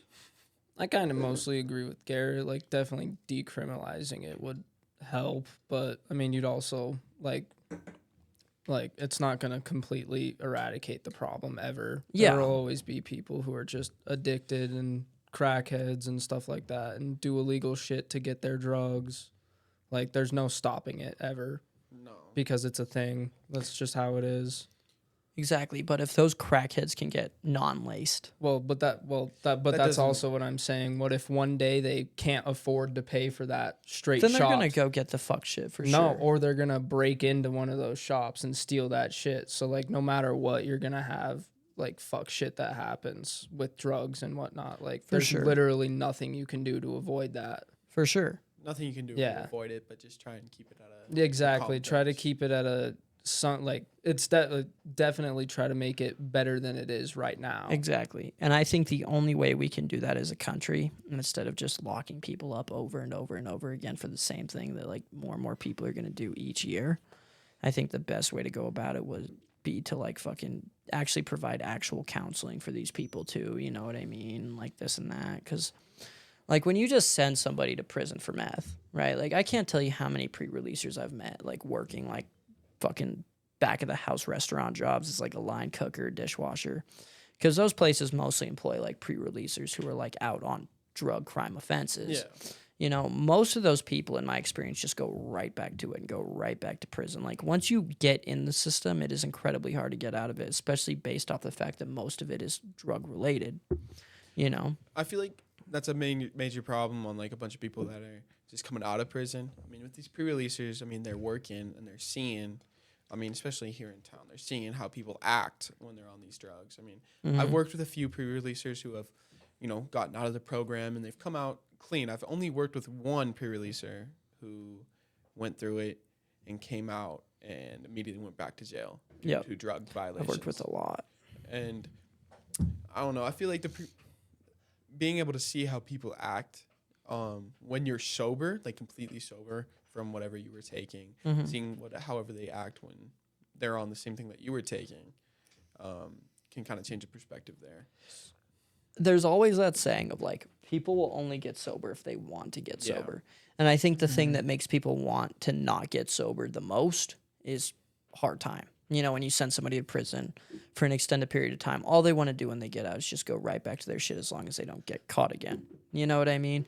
I think providing like actual help for these people and making them like really like fucking, no matter what type of psychological hoops you got to jump through to make these people want to get sober, I think that would be better than locking them up for a few years and expecting them to get out and just be good kids. You know what I mean? Yeah. Like, I've only ever met one pre-releaser in my time who truly, like, once he got out of pre-release, he wanted to do different shit with his life. He elevated his life. He stayed sober. He's still sober to this day. He's like a manager at this restaurant, a chain here in Montana, and he's doing great. You know, he has like this fucking girlfriend that he's been dating for years. You know what I mean? Like, fucking might have a family at this point. I don't know. But like, it's so common for people to get right out of the system and go right back into it. The amount of people in prison right now that are repeat offenders is insane. They don't do anything while they're in prison. All they do is, you know, they get locked up and get the same thing as murderers or whatnot. Exactly. Sorry, I'd like to interrupt and add that a lot of these people that go into prison find it a lot easier living in prison than living in their, like, the normal day-to-day where you have to get a job, pay bills, do all this. Because in prison, all that's for you. You 3 get meals fed, a day. You get told what to do. You get outside time. You get to go exercise. Like, a lot, not everybody, obviously, because a lot of people have really bad prison experiences. But a lot of people, like, kind of go back in, like, and not psychologically, like, obviously doing it on purpose, but part of their mind is like, that life was a little easier, so I might as well try to get back in there. Safer, easier, more stable for sure. It's like you don't have to pay bills while you're in there. You don't have to do anything. Just get told what to do. Get told what to do. It's like fucking school. Well, think about how easy school is. You don't have to fucking do anything. You're told what to do. It's all set up for you. You don't have to make any decisions because all those decisions are pre-made for you. Exactly. You get told when to go eat. You get told when recess is. You get told what your next class is going to be and who's going to be teaching it. Like, prison and school are very similar. Very, and that's by design. Yeah, for sure. It's not a coincidence. No. You know, like the way that the school system right now in this country is set up is to create like worker bees. You know what I mean? Like the last thing that this country wants is everybody to be free thinkers who like want to do like their own thing and accomplish their dreams and all this and all that. Like this country thrives off the principle that most people at the end of the day are going to settle for less and just become a worker bee and just go to this job and provide for this country and do this and do that and like live a basic life, living paycheck to paycheck and like dependent upon going to work every single day and fucking like making that paycheck and doing this and doing that. Like our country's success is very dependent upon that. You know what I mean? And the way that you build like these types of worker bees is you give them a set schedule. Like Monday through Friday, you do this every single fucking day. And if you fucking call off or you don't show up or you fucking are absent, this and that, there's going to be a fucking punishment unless you have a goddamn good reason. You know what I mean? We'll tell you what, like Clint said, we'll tell you what time you have to go eat. We'll tell you what time you have to be here, what time you have to be there. And the rest of your day, like the other fucking 8 hours, yeah, do whatever you want. As long as it's allowed by us. The main problem with that is the school system was designed to train kids for the assembly line, which is no longer a thing in the workplace. Exactly. Like, think about like most workplaces are more independent with their employees nowadays. Exactly. They kind of just let them do whatever, but school doesn't prepare you for that. So you kind of just have to learn and adapt at that job, what you're doing. our education system is fucking decades behind of Oh, what yeah. it should be. You know, and like it hasn't been changed. It hasn't been like Yeah, there fucking hasn't been. updated. Have you seen that video? It's like a skit of a guy. It's in a like fake courtroom and everything, of where he goes like, look at this car from the 1930s and then look at this car from 2020. Big difference, right? And then he just goes through a whole bunch of things from the 1930s to the 20s that have changed a shit ton. And then he goes like, look at this classroom from the 1930s. And then he pulls up a picture of just kids sitting in a classroom with a chalkboard and a teacher, desks lined in lines. And then he goes, look at this from 2020. Same exact classroom, marker board instead of chalkboard, same desks in the same line. Like, the school system literally, not even visually, has changed at all. Like, there's literally nothing we've done to change that ever. We don't teach kids how to write checks. We don't teach kids how to manage their money. We don't teach kids how to properly vote. We don't what even to vote teach- for. We don't even teach kids what taxes are. Yeah, no. You not have to until- learn about that when you start paying your taxes. On your own. as soon as you get a job. Yeah. But they'll sit there and teach you about fucking advanced anatomy. Mitochondria is the powerhouse of the cell. Yeah, bro. Yeah. Everybody fucking knows that shit. When has that ever benefited anybody except for fucking scientists in their regular day-to-day life? I want to know how to pay my taxes properly. I want to know like how to vote and who to vote for and what the most important elections are. I want to know this. I want to know that. I want to And know how that to is the least of stay what they teach financially you. stable and Exactly. at least live once I'm out of high school. Exactly. You know, I'm an adult now. I don't know what the fuck I'm doing. This I wanna- country, yeah. this country thrives off of a certain amount of the population each year suffering and fucking not being able to fucking barely make enough money to live. You know what I mean? And that's why things don't change. That's why it's only growing, and the wealth disparity in this country between the richest and the poorest is only growing and has been growing for the past 20 to 30 years in drastic ways. Look at like 2020 versus now. I don't have the statistics exactly on my mind, but the amount of fucking like rich people who make most of the income now compared to like the poor people who make some of it. You know what I mean? It grows drastically each year. Shut So much, you know? Yeah. All right, bet. If you enjoyed this podcast, then leave a like. Michael had to take 3 pisses in the amount of one podcast. When I drink, I have to piss, dude. My body does well for Your what it does. bladder's tiny as fuck. It is because I am a relatively small individual. Makes sense. And if y'all are hating on that, then that's your fault. If you enjoyed this episode, if you're on YouTube, fucking leave a like, subscribe if you want. If you're on Spotify, save whatever you want. Thank you, Do Alex. it. No, whatever you want. Just do it. Thank you, Alex, for joining us for our second episode. Yep. Thanks for having me. We'll definitely have you on again. Look forward to it. And catch episode 3, if you're listening to this when it comes out, next Friday at around about 4:20 p.m. Peace out, everybody. Thank you for listening. Hope you enjoyed. See you. See ya.